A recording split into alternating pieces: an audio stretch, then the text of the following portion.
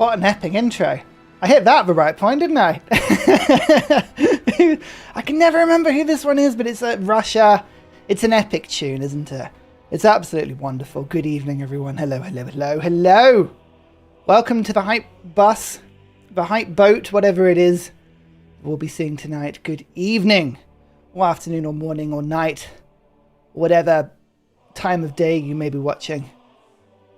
I'm Massive Ryan. Thank you for putting up with me for a couple of minutes as I was just adjusting things behind the scenes, working feverishly to set up a stream, but I should have set up about half an hour ago. As is usually the case, we do everything last minute here.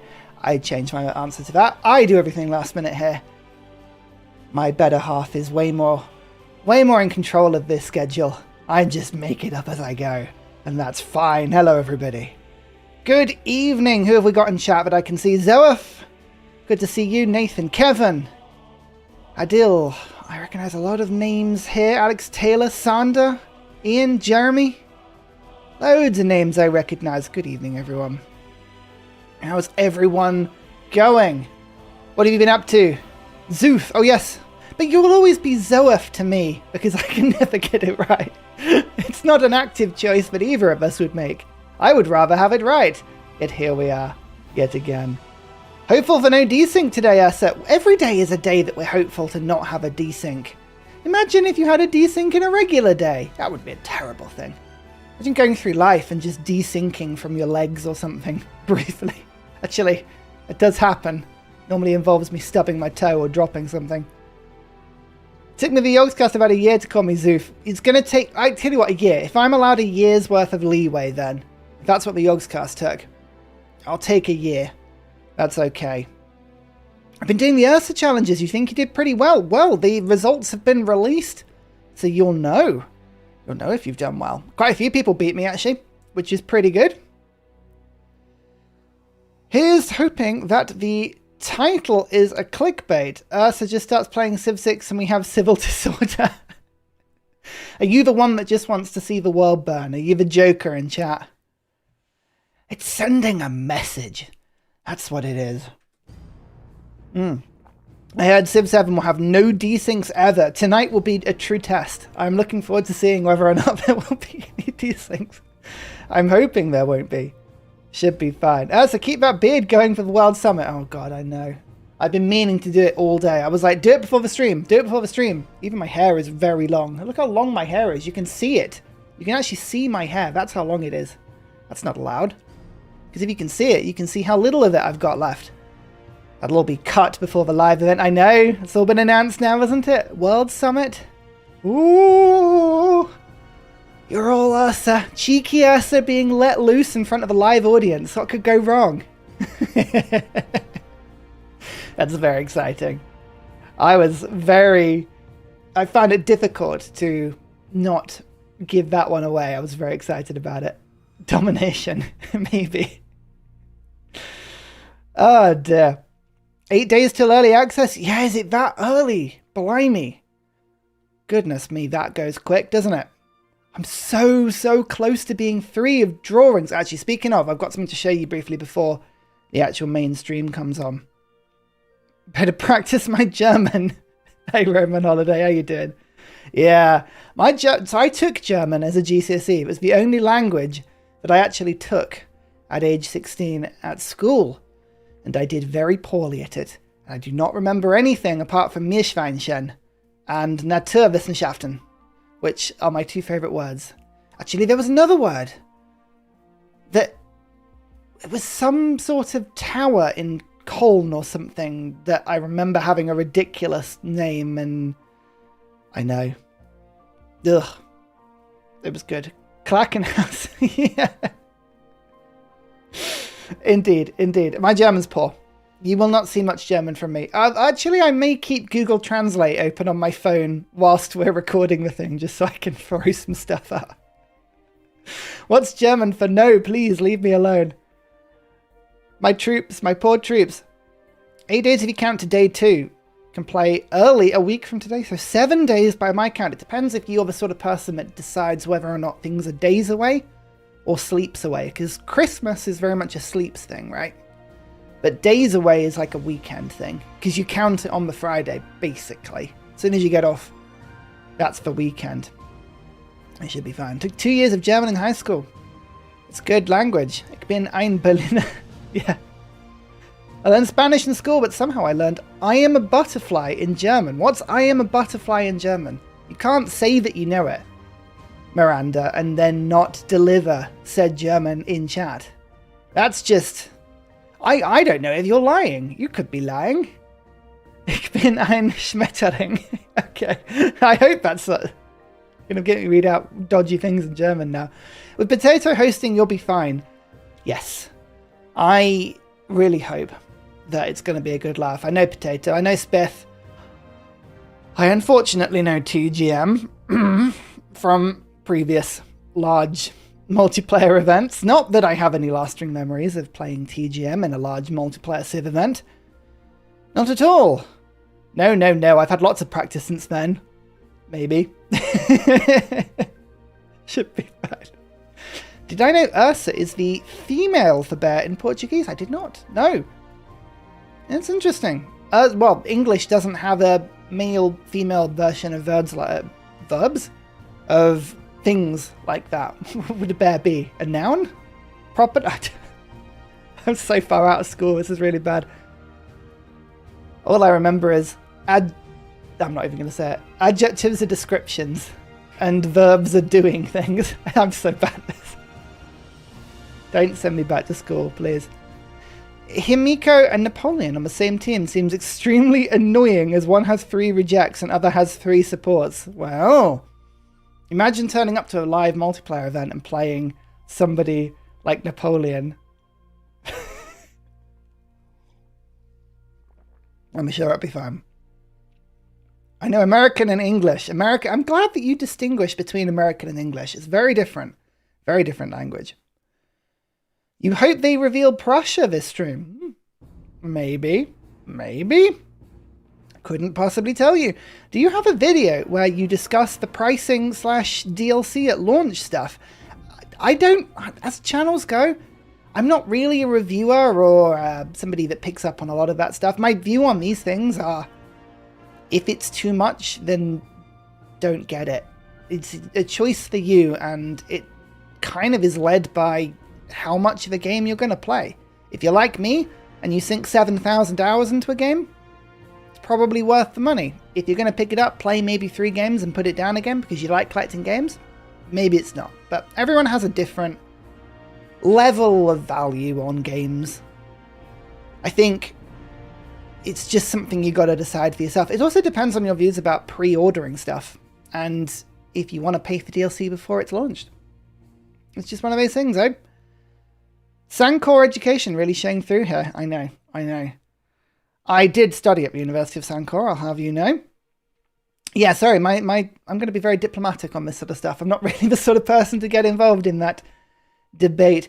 How long will we get an updated tier list for leaders and civilizations for each age? Oh, well, once we know the full roster, once the game's out, perhaps soon, perhaps not. We'll see.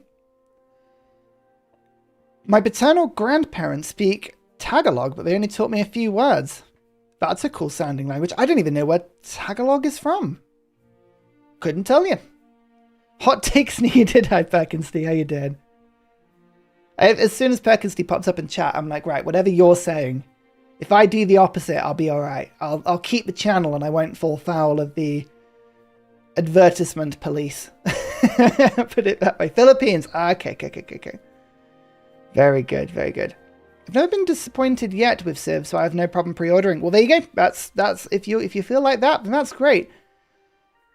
Have we don't to tell Ursa where we all are yet? No, we haven't, Sweeney Mark. Hi, Sweeney Mark. How you doing? We haven't. In chat, let me know where you're watching from. I want to know where in the world you're all logging in from. As everybody's sort of coming in. Portugal. Deutschland. Finland. Are you free to play who you like, or have they prescribed a leader of the way you should play? What, for the event? No, I think it's pretty free reign. Liverpool, Denmark, Rocket City, Maryland. Work, very nice. Poland, Bavaria. Oh, it's going too quick. Netherlands, Boston, North London, Taiwan, Michigan, Slovakia, Croatia, North Derbyshire, nice. Absolutely nice. France, Cambridge, Wyoming, Brazil, that's quite far away to be fair, Oklahoma, Ireland, Singapore, SEA. What does SEA stand for? Not sure about that one. Michigan, Netherlands, Wales, Indonesia, Columbus, Maryland. There's more people watch from Maryland. I think there's a bias in Maryland towards Thraxis games. I couldn't think why. I think you all play them. Washington, D.C., East Asia, Cheshire, Washington, Britain. Can Ursa Ryan explain what happened with him and... Well, I could do. All you need to know is that they stole my crisps. And that's kind of all you need to know. Don't worry about it more than that for now. Sweden, Birmingham, LA, America, South Africa, going global. They took my crisps. I know. I'm glad. People remember the line. And the T. And the T. Exactly.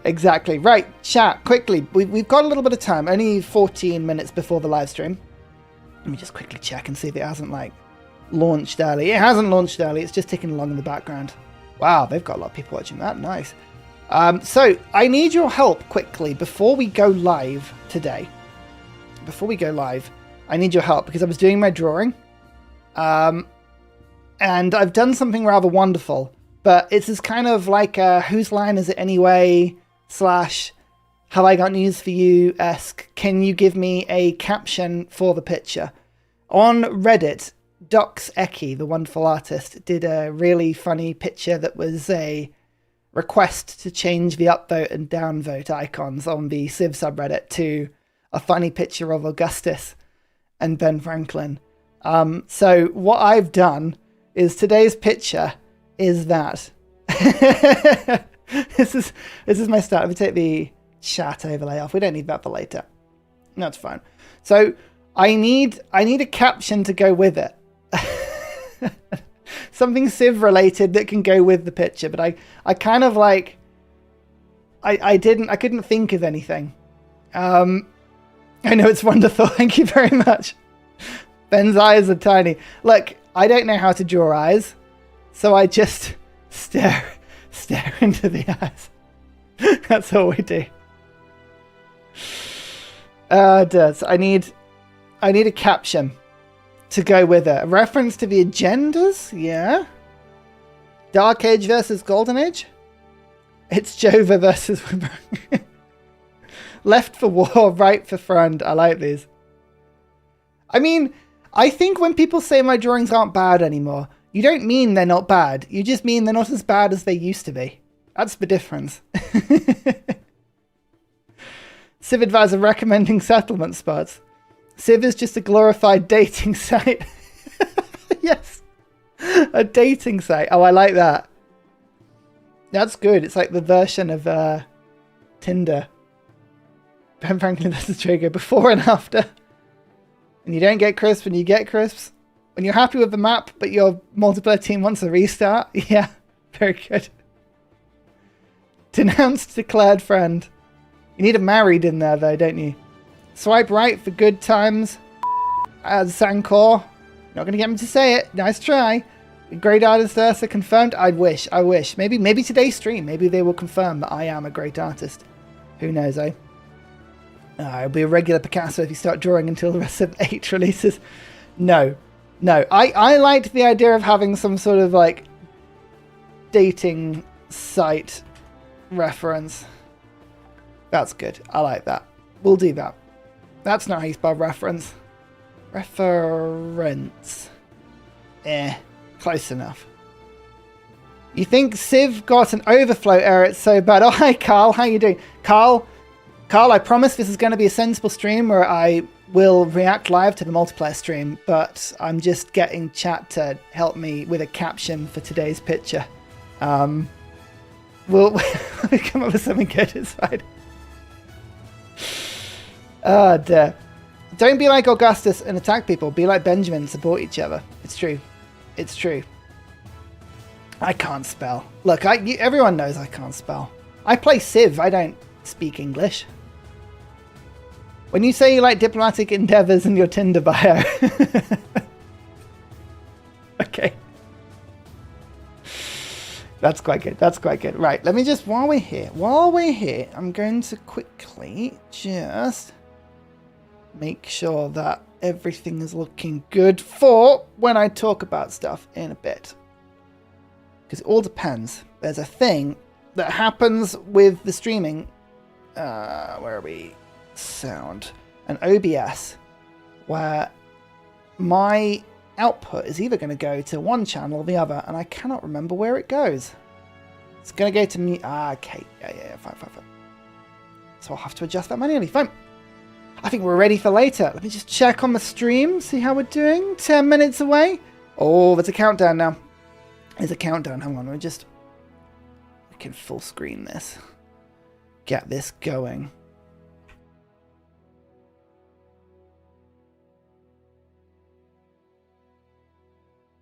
Let me full screen this. Oh, yeah, that's looking good. And we've got it in.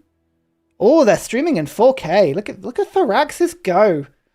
Look at that. Absolute hardware. Wow. It's pretty good. We like that. Okay, let's get rid of the coffee message and the donation rocket for now. And I will move my picture up kind of to here. If I'm over the top at any point, you must just say, just shout at me, wave your arms, and I'll move myself. You need to add lighting to your setup, Perkinsty. Funny you should mention that. I have a box on my right with a new stream light setup. I just haven't got around to setting it up because I got distracted with some filming today. But it is ready to go. It's a really cool Elgato key light. It plugs into my Stream Deck. It does all kinds of warmth and beautiful lighting options. It's awesome. So I'm really looking forward to setting that up. That'd be really good. And in theory, you'll see even more shine from the top of my head once I'm lit up. But it's on its way, which is wonderful. Hi, Crowstick. How you doing? Angry upvote. You angrily upvoting? Can't angrily upvote.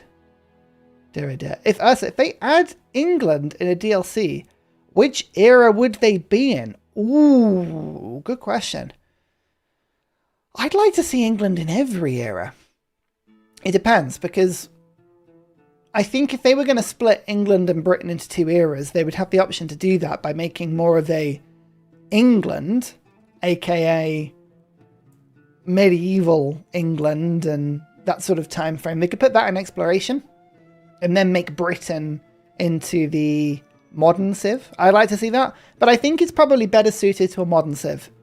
Having a worldwide empire and just generally getting up to no good. I think England will probably plonk down there. Saxons, England, British Empire, yeah, or maybe even Celtic tribes of some kind. Iceni would be my choice as a faithful Norfolk boy. Possibly. King Arthur DLC, yeah, maybe. Maybe. Yeah, Zutha's got it. Celts, Normans, England. That's exactly it. Maybe they add Imperial England and Modern England. Maybe. Maybe. England and Britain before Ireland would be a little crazy. Ireland is a smaller country, to be fair. Ireland would be a wilder inclusion. If it wasn't for everyone's favourite potato, would Ireland even be included? I don't know. Does Ireland even exist? As an Englishman, I know better than to ask that question. I would never. Argentina. Oh no, we couldn't have that. No.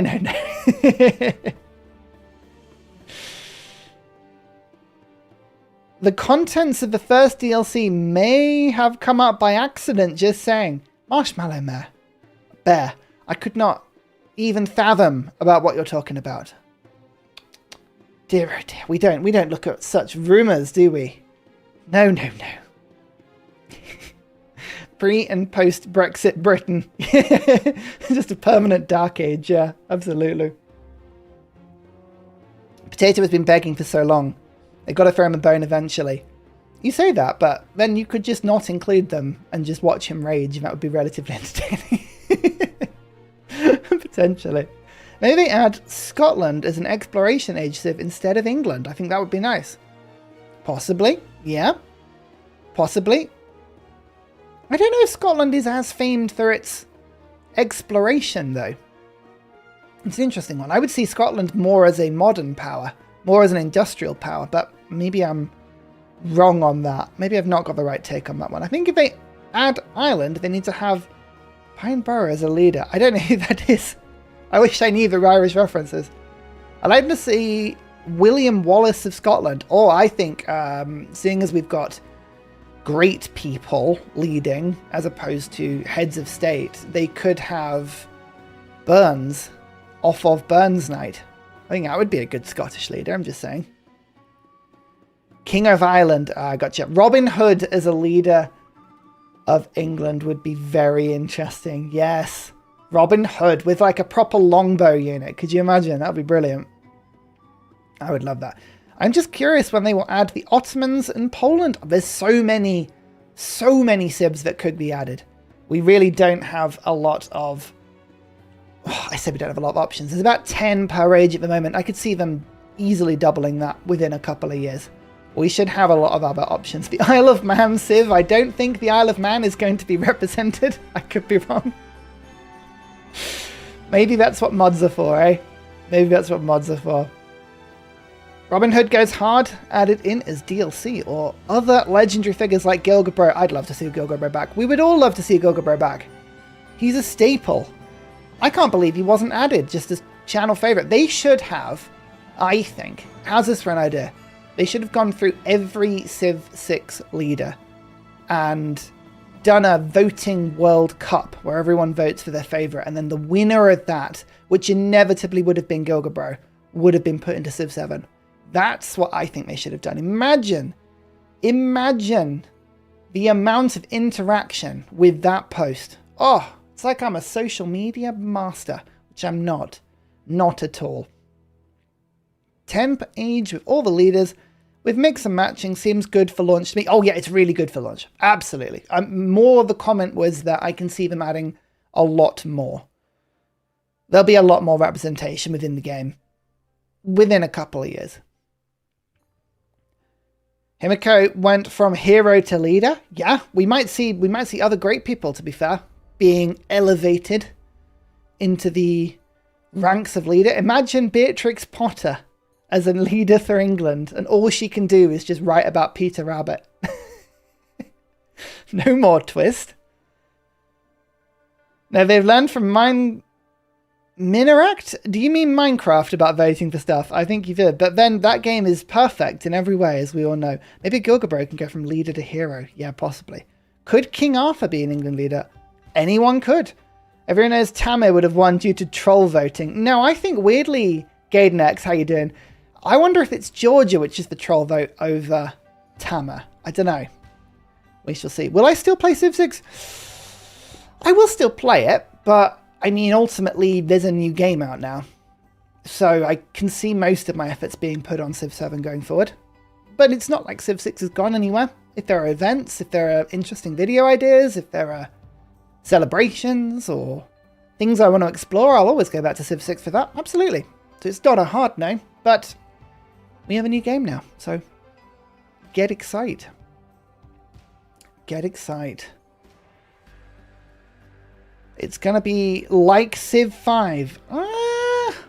Doesn't really feel like Civ 5, to be honest. It feels more like Civ 6 with different operating system. That's the sort of weird way of doing it.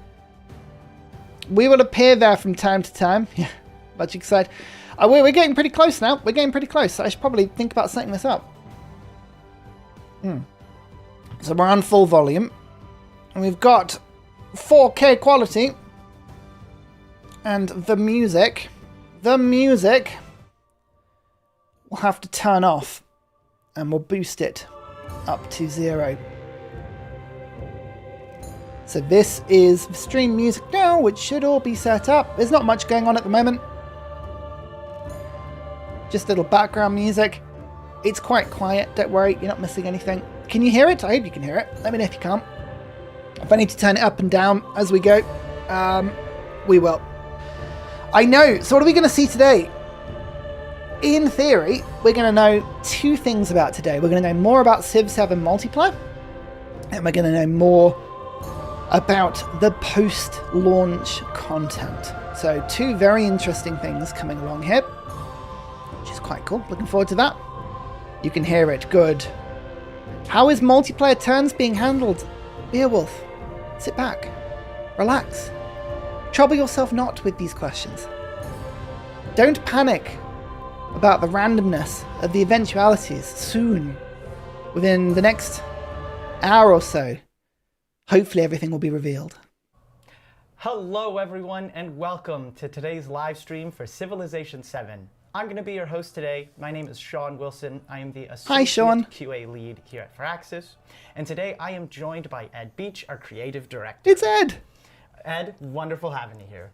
I've spoken to Ed. Welcome everybody. It's a really exciting day. We're very, very close to launch now. This is our last live stream before launch. Ed looks... We have some really cool... Not so excited. Showing today. He looks more tired. So I'll let you introduce the other guests that we have here, and then we can talk about that. All right, awesome. Thank you, thank you. Additionally, we have one of our designers here today. We have Tim Fleming, who will be joining us for today's live stream.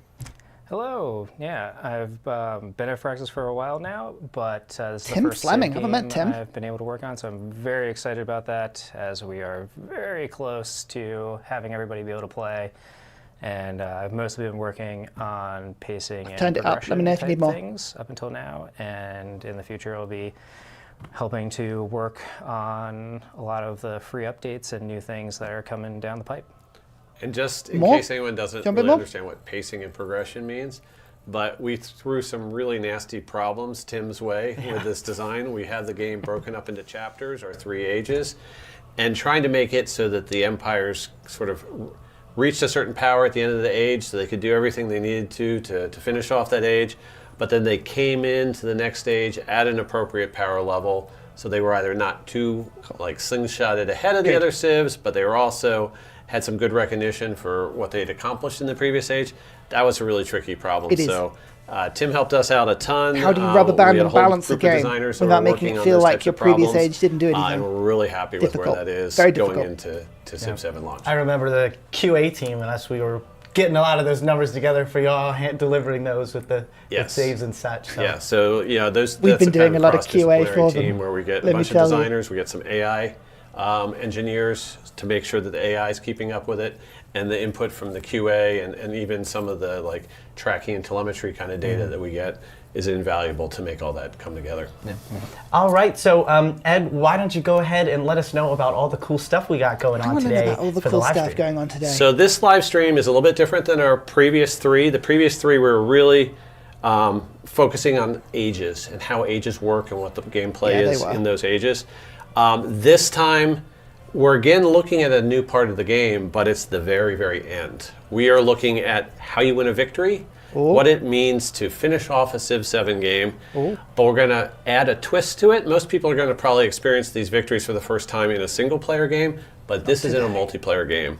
So Tim and I will be playing head-to-head, and we'll be looking at what's Tim's path to victory, what's my path to victory. They'll be a little bit different from each other, so we'll really be able to give people a big comfort level with what victories are all about and how they work. However, once we're done that multiplayer showdown, which we have no idea how it's going to come out because we've practiced the beginning of it, but we have no idea what the final result's going to be. So that's going to be very interesting. But after that, we have a whole segment where we want to talk about what our community can expect after our game launches, what we're going to be doing for post-release support, how, like Tim was talking about, he's going to be helping organize and get our team in place to get all those post-release updates out to everybody. But we also have additional content drops and free updates to people, and we want to run through all that and how that's going to work with everybody. Awesome, very exciting stuff. Now, before we go ahead and start looking at setting up a multiplayer game, I want to give a shout out to the collector's edition of the game. This is an awesome option for fans who are really into merchandise. It's the clock, everyone. There's a whole bunch of cool things that you can keep, hold on to, and show off to your friends. So don't miss the opportunity to check that out. Civilization postcards. Now, let's go ahead and look at how we are actually going to be setting up a multiplayer game. So this is a segment that we decided to add to this live stream because we did not show a multiplayer game in the previous live stream. What a name. And even though there have been a lot of creators who are giving previews of Civilization 7, and our fans have seen a lot of that information by now, there hasn't been a lot of focus on what are your options with a multiplayer game. How can you set it up? Can I play just one age? And how would that work? And what can I turn on? What can I turn off? So we wanted to run through that, and so that's what we're going to do over the next couple of minutes, just to give people an idea of how you would get into a game like the one Tim and I are going to be playing. It's a very specific so the first thing I'm going to do is I'm going to come up here to 277585. The avatar. My player, I'm called Gilgadude here. Yeah, he is. Which is kind of fun. But just as a reminder to players that we have added a whole meta progression system. Oh, who's and there's lots of things that you can unlock as you're playing the game. I didn't see any leaders and you there with can levels. show that off to some of the other people you're going to be playing online with through this customize feature. So customize will allow you to select a badge based on things that you've unlocked through playing the games. That goes in with your banner, which are one of these cool backdrops.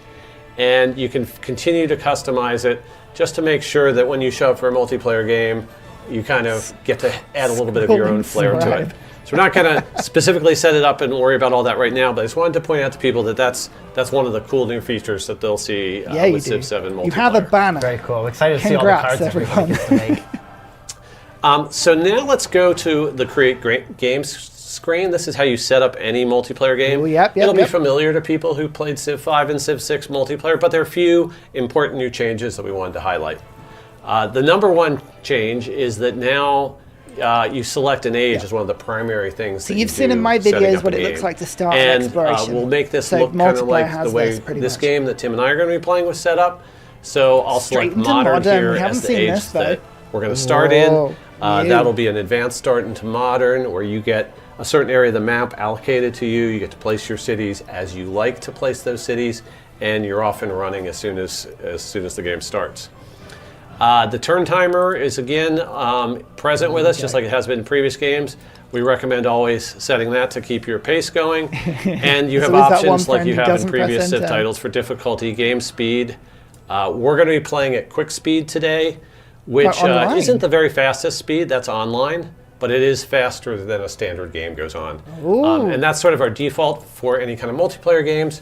It does default quick, not online. Enhance the speed of play compared to a regular game, and seems very comfortable for multiplayer, but some people might want to go even faster with like an online speed in some of their games. Faster than that. Continents Plus and small map size are the default settings. We actually chose a tiny map for this game because we just wanted for the live stream to simplify it down a little bit. So we have 2 human players, 2 AI players. I'm actually becoming quite a fan of small maps. You feel and like then you the get final more selections are sort of very specific to Civ 7. A lot of these are pretty new. The age length, the I've been playing with age that length. you can get through meta progression, those can be turned on or off. We're going to turn those off turn for our game. off. The crisis system that Tim was the sort of designer leading the charge on that. That was an important part of setting up our pacing at the end of an age and how those worked out. Turn off crisis. That can be turned off for multiplayer. We need if you are doing a single age multiplayer game, we actually do recommend transitions, probably turning it off. Usually you get enough mayhem from the other humans in your game that you don't need the crisis as well. So this is a look at exactly how we would set up a multiplayer game, what types of options you have, and we're really excited for the potential for multiplayer here in Civ 7. We'll be showing you how much fun like a modern age-specific game is here in our stream today. I can't wait, we are quite interested to see how the community adopts this new format for multiplayer and takes it and runs with it. Very exciting. So before we actually hop into the game, because the game is going to be showing us some new content, we got a video for y'all to check out. Oh, there we go. No wonder they weren't so worried about him popping up on screen. Die erste Bürgerpflicht ist, seinem Vater. Friedrich the Great was a complex figure who combined a sharp military mind with a deep appreciation for culture and philosophy. Which is why he arrives with 2 personas to capture this surprising dichotomy. Will you build your empire on cold, hard logic, or embrace the refined tastes of a Renaissance man? As the oblique persona, Friedrich gets a tactical head start with powerful army commanders. Is amazing. And so infantry good. support for each technology investment he makes. All of your commanders have +1 range. As the Baroque persona, besides an incredible fit, Friedrich advances his cultural legacy through might. So this one makes relics when you take becomes cities. even mightier as his cultural patronage and then grows. both versions get units in some way. Consider pairing Friedrich with Prussia in the modern age Prussia! to get big combat bonuses for being antisocial. Big Because who needs combat friends anyway? bonuses? Or What? choose a different path all your own. But whatever you build, remember Look to what it build is. something you believe in. Oh! Oh! Yeah, the black and red version of Frederick is mad powerful. Mad powerful. That +1 range on commanders is huge. It's amazingly strong. Right, very cool. So our new Amazingly strong. leader, Frederick. So Ed, how about you tell me a little bit about why you selected Frederick as a leader He for likes Civ Prussia. So Frederick the Great is one of the greatest military strategists of all time. Oh, He's been in Civilization in a game before, with Napoleon, how dare you? but for Civ 5 and 6, we went for different directions. So we were, looking for leaders from Central Europe, like we always do. And this particular time, with our age system, we've set it up so we now are focused in on a lot of what's going on in the 19th century, Napoleonic Wars time period, and leading on into the Pretty World much what Wars. That's sort modern of is, really. the brackets for Starts how the with. modern age is set up.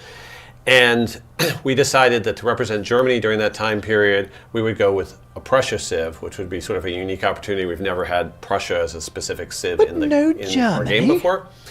So once we decided that Prussia was going to be in, it sort of made sense that this was the time Frederick should make his comeback. He hasn't been around since Civ 4, but he's certainly a popular figure. As you can see, he's got 2 personas, so there's also a cultural side to him as well as the blue military drip, genius as it was side so to him. So he worked really well with our referred to. persona system, and lo and behold, we decided, yep, we had to have Frederick. Very cool. And yeah, you're going to be playing Frederick and Prussia in this game. Oh, he and is. So, Ed's do you have a gone little for bit it. of a strategy on Here what we you're going to go. be looking at? Okay, so if we can look at the game that we have set up here. Here we go. I'm on the northern end of our eastern landmass.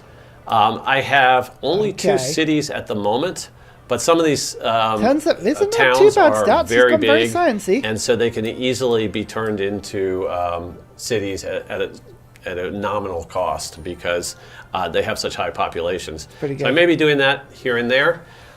So the first thing I do, especially in this situation where planes flying your around as well. you and your QA staff have put together a really engaging situation, and we're trying to figure out how to push forward in this game and how I'm going to defeat Tim here, is I have to look at the 4 different legacy paths and figure out which one is going to be the most sensible way for me to try to get a victory in Bez, here. how you did? So we'll take a quick look over at where we are in age Oh, progress. he's been railroaded. We'll see that we're doing really well He's on been the Railroad railroading. Tycoon economic path. We're 2/3, 3/4 of the way done There that he one. is. But the other paths, we have more distance to go. And if we go into the age ranking screen and look at Tim. specifically Railroad Tycoon points, Tim. we've earned 357 artifacts. out of 500. Now, just to remind people how those are earned, you get a Railroad Tycoon point the each Ursa victory. turn It's true. for each It's true. resource that is slotted into one of your factories and is being sort of produced into a factory finished It's quite good. satisfying to do. So if I go I'll to give my you that. resource screen, I can count up how many resources doing? I have in factories. to my I current have game. in Berlin a tea factory and 3 tea resources got there. 3 tea In in there, Dresden, though. I have a fish factory and 5 fish slotted there. Minus But notice 15 I have happiness another in fish I Dresden. could What are you move in doing, there Ed? if I wanted to. No. And then I have a chocolate factory in Hamburg. So all in all, at the moment, I am earning 11 points per turn. I'm within 11. about 15 turns or less 11 is of like being able to get to victory here. meh. Now, once that's not a victory as in the game is over, I am within 15 turns of unlocking a victory condition. Yeah. And So that's, once you that's complete the different in legacy Civ path, you 7 don't because instantly you win. try to You progress through the unlock legacy path, the and then there's thing this that then wins capstone you the moment. game. You have to go out and do something dramatic. to win the game. We have a dev diary coming out later today talking about victories, so people can read all about that. But we'll be explaining that in the stream here as we go. That's 30% yield off on everything. The economic legacy path, when I finish that, my next step is to establish the World Bank. I have to get a great banker. He has to travel around to the different capital cities. We'll talk a little bit more about the specifics of that. But anyways, I think this is my strongest path. So basically, I just have to survive about 20 turns, and then I should be okay. But Tim's got some interesting ways he can win, and that's going to be a big challenge. So awesome. Thank you very much, Ed. So now getting into Tim's gameplay. Here we go, Tim. Tim, you're going to be playing Napoleon of France. So let's hear a little bit about that angry combo, Napoleon, I think. and what your strategy is going to be going into this. Right. So I have Napoleon. I have the revolutionary persona, which is a nice combination of he's got Grand culture Canyon there. Look at that. and military. Very nice. And France as well is like a very strong culture civilization, but they have some very strong, unique militaristic bonuses Imperial. like this Guard so Imperial unique unit, which is both a melee unit and a ranged unit. So it's very strong to be able to do ranged attacks without taking reciprocal damage, and still being able to sort of fix bayonets and get stuck in if I need to, and not be very vulnerable. So they're very flexible, very good. Yeah, there's a couple of rail military stations unit. there. And I have my unique quarter up here as well, which is giving me a lot of culture and happiness. So you might be thinking that I'm going for a culture victory, but actually, I'm going to take all of that culture and slingshot it into He's going for the ideology victory. path. Very cool. So this is the military one. Where, you can go through this by conquering without a sort of cultural component to this, but if you use your culture to there's a lot of conquering that he needs to do. A lot access your ideology and then attack your ideological opponents, you'll go up this much, much faster. So it's 3 points if I capture a settlement of someone with an opposing ideology. So I really only need 4 or 5 more settlements here of somebody who is opposing me. I wonder if they're opposing. I wonder if they're opposing. That has a capstone, which will involve building the Manhattan Project and Operation Ivy ultimately, and therefore establishing that I have, complete military dominance as the sort of world's sole nuclear power. And look, been conquering. That's a big army. The United States at the end of World War II. That's a big army. So to that end, I've got lots. I believe this is the version military of units over here. My ideology is fascism. I'm the in only my video, fascist the in the +1 world, movement. So everybody kind of hates me. Tim's gone fascism, which is military. And we are, but that gives me a lot of targets. Production. And we've selected Jose here, the Jairus himself of Mexico, as my target. Jairus. And so if I can take out a good chunk of his settlements here, that will get me on a nuclear trajectory.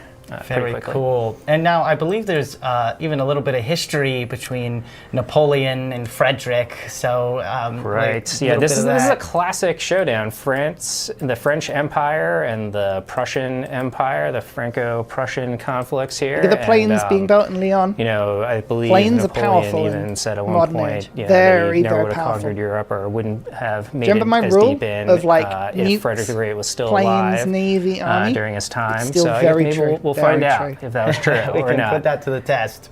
Yep. So. It's going to be a great what-if moment from history reenacted right here in our live stream. Right, but Napoleon didn't have nukes, and hopefully I will, so maybe that'll help. Here we go. Get yourself nukes, Napoleon. So let's take a moment to address some questions. Yes, it's only available if you finish Ideology. The Truth. Do you just play through a specific age, or are you able to play through an entire 3-age campaign? Look at all the boats, bam, big hit. You can do either one. I think if you're just organizing games out on the internet, with not necessarily with your friends, it's going to be more likely to be just a single-age game that you'll set up and play through. But if you've got a friend group that can, play only one age, a whole bunch one weekend or over successive weekends, absolutely you can set up that multiplayer campaign. So you'll play through Antiquity. A save game will be created at the end of that, and then that can be loaded in and can be the start of your There's a play next Ed's session got when here. you go into the exploration If age. he accepted there have an been some alliance questions about with the Rizzler, who gets to choose you'd have to their declare war on civilization Napoleon, in the and you next could come in stage and stop first it. if you are doing one of those linked campaigns. And our answer to that is, every group's going to have their own preferences. Some groups might decide, whoever's in first place absolutely gets to pick whoever scored the most legacy points. Some people might want to help somebody catch up. Some people might want to stick by specific Civ Unlock rules that either their group has set up or that the game has. So we don't really dictate that. It's up to players to Although choose. the Rizzler has got in the level lobby 3 setting up tanks. to Do you see launch that into with the the triple exploration game. Very cool. stripe Awesome. underneath it? Also, shout out to I believe it was KD Magic for KN Magic 7 for the compliment on my hair. Now, let's go ahead and dive into the game a bit more here. Hair is beautiful. I'm very jealous. You are currently going fully engaged into the battle over here at Mexico. Tell us a little bit about the unit setup you got here. Right, so I have my Guard Imperial. They are attacking these fortified settlements with their ranged attacks. It's not doing a ton of damage before because you can attack the unit within the fortifications, ranged units attacking. And you've got to take down units all that are in 4 of those fortifications tiles, or which have including dug the city in with center. fortifications are less effective. So I really Poor need these Rizzler. siege units Poor to Rizzler. break down these walls. But as you kind of see, this navigable river is really making a problem. It's actually sandwiched in between 2 navigable rivers. It's actually a very well defended very difficult for city, me but there's to enough battleships and approach by artillery land. here to make short work of It's this. something that it's just patience. especially in the modern age, once these modern cities get rather large, you really need a combined arms approach to attack these things. So I'm using my navy here to more planes would be helpful from here, to be fair. offshore, and I especially have this fleet commander here, which has got this bombardment tree. Yeah, the bombardment left-hand tree is by far the best. Extra great, range especially the and then splash damage is strong. Bonuses for Plus one movement. I wouldn't have gone for that though. From the sea to land. I disagree with your promotion I don't really choice. have an I Air would've gone Force set up +5 here, combat strength. but Jose does, so that's not great for me. I'm a little bit technologically behind everybody else. So that's kind of my Achilles heel here. If I could, I would really love to have some air units over here, but I don't. But over here, where I am going to be in much more of a defensive posture against a technologically superior Prussia. I really technologically superior build out Prussia. my air force as fast as I can, so I don't just stack too planes. big of a disadvantage. There's nothing wrong with just stacking Cool. planes on Awesome. defense. Now, that is totally Ed, fine. how do you feel about what seems to be a good friend of yours getting invaded right now and that threat off of your southern border? It's absolutely something that I need to pay a lot of attention to because, like Tim was pointing out, I think if he takes 5 settlements here, it's pretty much game over. He's been threatening to nuke me if he gets deep in the military legacy path. So basically, I feel like I'm that seems like a one typical of those, game of Civ. Carnival it's all well games until you where get threatened it's to be nuked.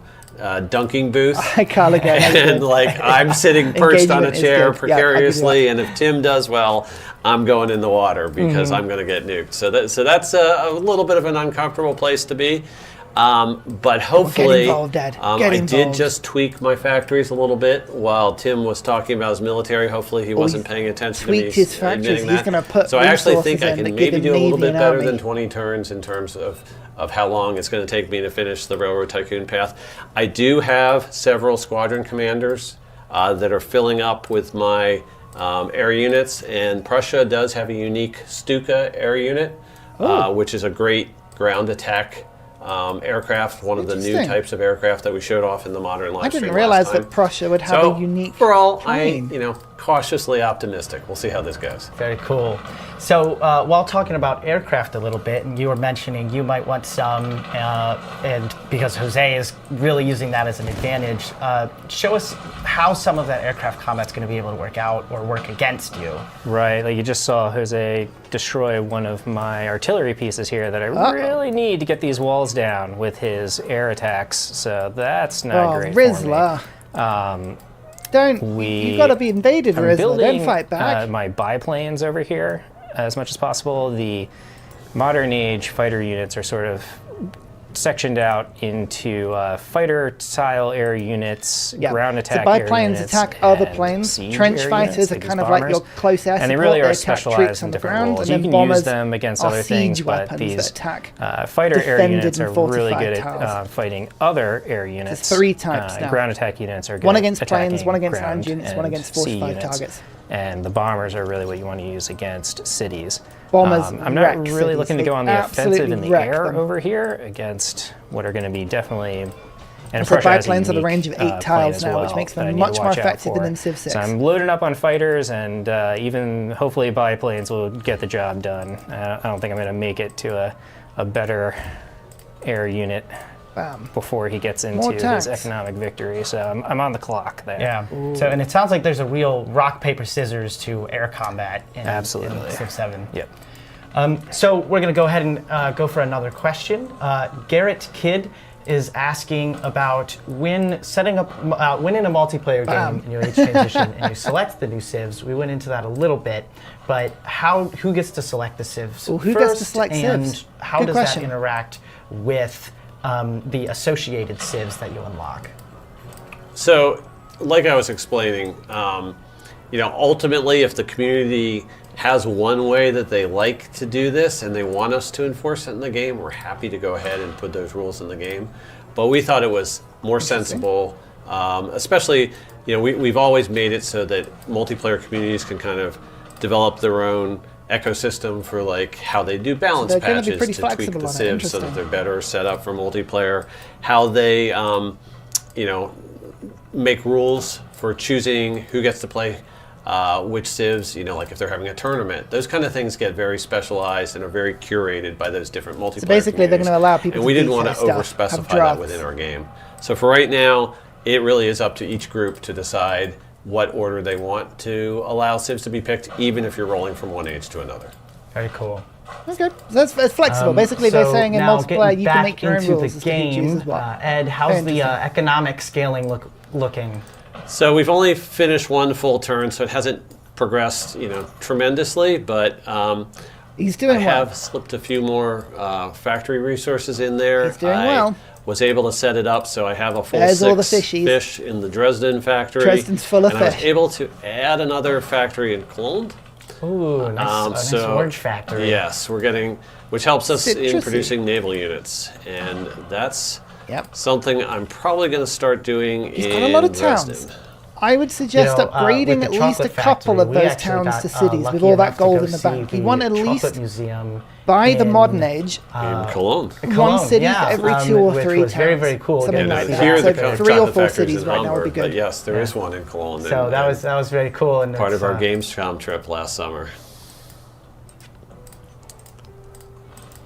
Ooh, so it's sounding a lot like Tim is winning the YouTube poll, 51% to 49%. That's close. Ooh, I like this. Tim, how do you feel about that? I like this. I feel like I should be spotted some beneficial odds here, but I do need to protect my airfields here, because I'm really not looking to go to war with that just at this moment when I don't have any nukes or anything. You're not going to have a choice. But you're not going to have a choice in that. I think Ed's coming for you. The same things you would do. I think Ed is very much coming for you. A human player is always going to be neither of them are using settlement cap. You start with a massive settlement cap in modern. So it's really big. He could especially if you do an advanced start. You only start with a small fraction. Before we're really but ready. You've got to remember the ideology path means you've got to conquer quite a bit.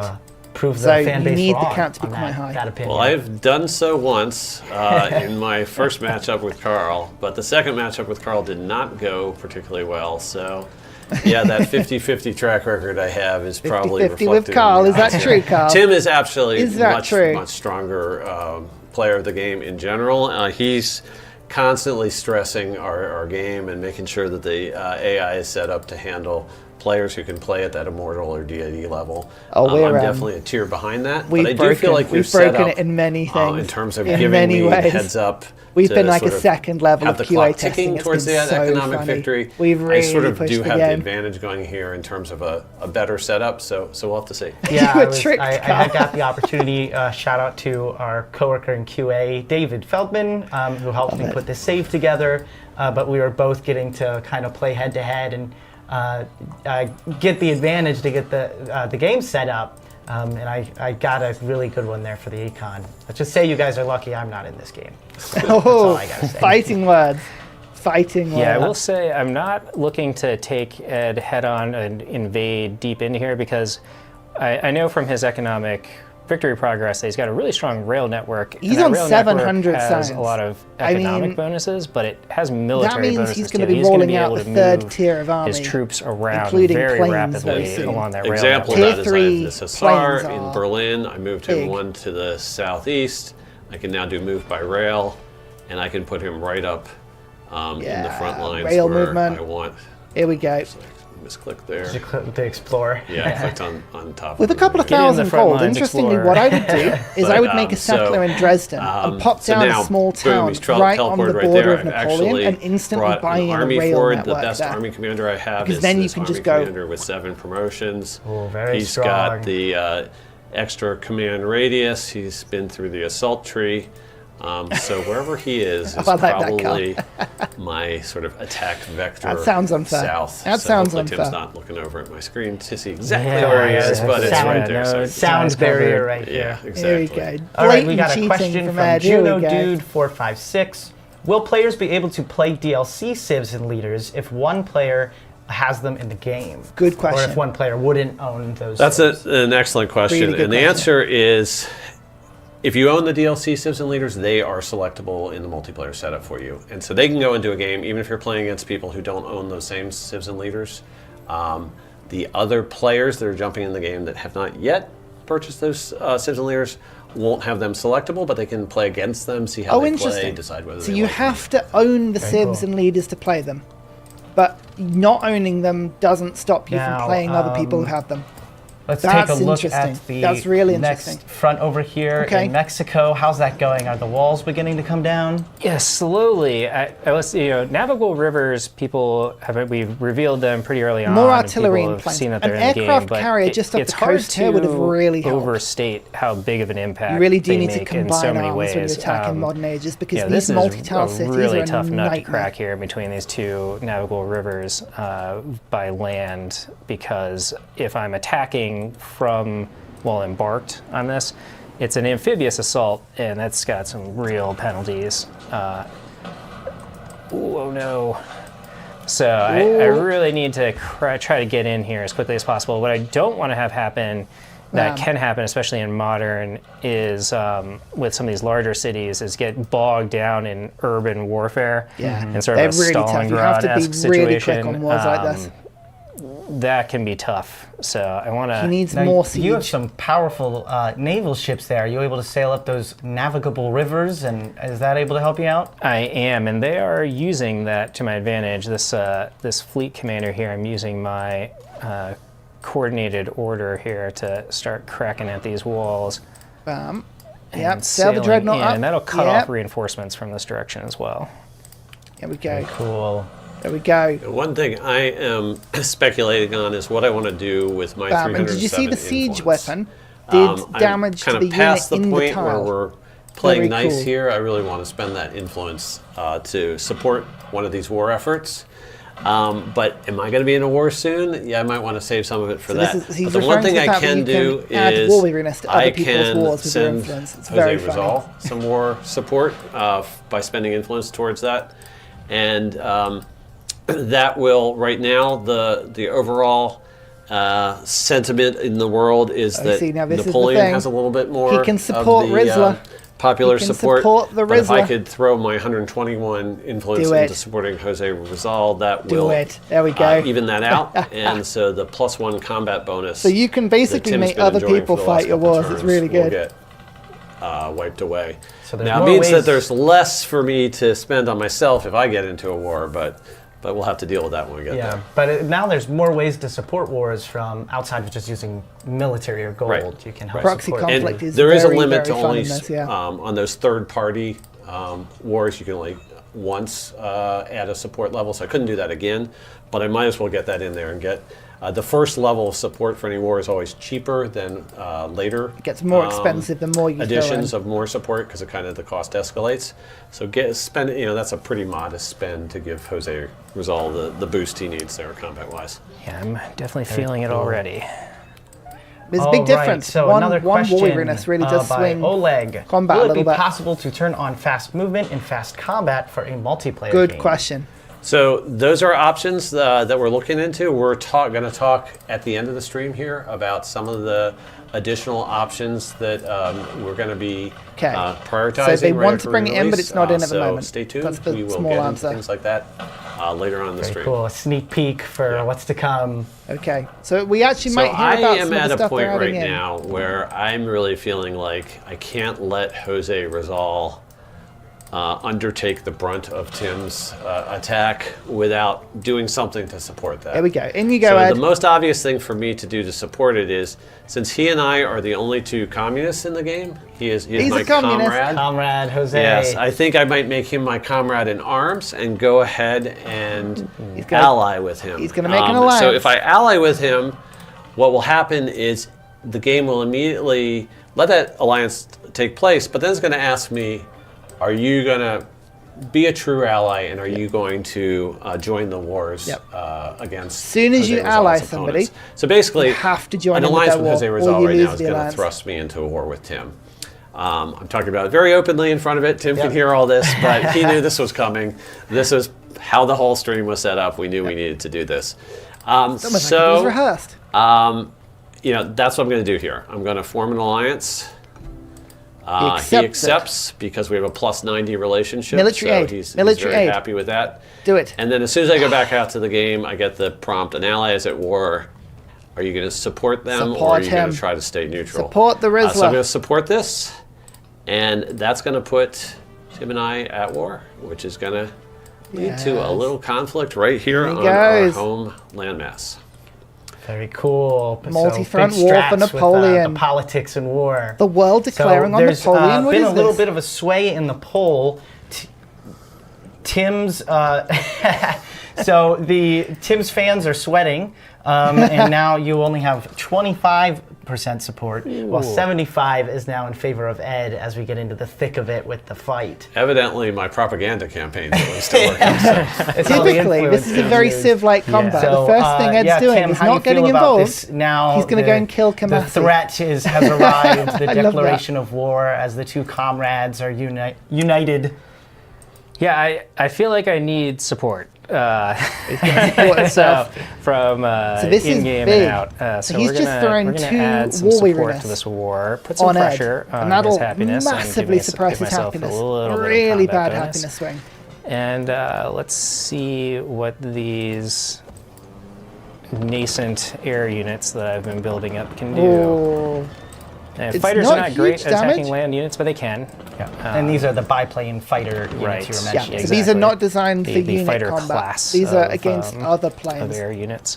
So Tim is understanding that's all I've really got. That there's going to be an air-to-air war here. So he's the gone very fighter heavily on units will just be air-to-air good for combat. when Ed tries he's to not use attacking his units bombers very well. Stuka. Right. And so do you think you'll be wanting to get a couple of the trench fighters or bombers in there, or just keep with the biplanes to keep his under? At least for right now, I'm pretty afraid of those Stukas. My biplanes will automatically intercept any that try to attack within their intercept range. So I don't have to do anything other than just build biplanes and Tim's hold actually on. spent all his gold instruments. That's interesting. All the gold's gone. Land units but Tim has also gone for multiple cities. Do you see Lyon, Fortunately, Paris, and Marseille are all cities, which means they've all got production. We mentioned that as I take over settlements in the distant lands in Mexico, I'll advance this path. But that isn't all I have to do. I still have to build the Manhattan Project. So I need to keep a high production city Paris has always got to be pretty in here tough. and defend it What's long he building enough in Paris? to get my nukes online. And Paris has quite a bit of production here. He's building with Salon. Pretty well defended. So we might have to do some sort of defense in depth here. I think you've got islands to the left here, Tim. And hold on you could get something from the sea for as long as I can. All right, and we got another question, one from K9GM3. does diplomatic relationships apply between human players as the same they would with AI? Oh, interesting. They do, and that's one of the cool things about our system is that we worked real hard to make sure that it was very symmetrical, and there was no like AI works one way and humans work a different way. So for instance, if Tim and I had been playing this game for a long time and we had been very friendly and we'd send each other a lot of diplomatic endeavors so that we were like cooperating on research and exchanging food and gold and those types of things, we would have a very strong relationship. And to break that and to go to war would mean you'd have to declare a surprise war, which would cost you a lot of. You still have to play by the same denouncement rules, automatic war even support against to the other players. That is good. That's well balanced. That I like that as a mechanic. And then some diplomatic options are easier to undertake or only available if you're friendly with somebody. So all those kind of gates still apply between human players as well. Very cool. Thank you. Thank you.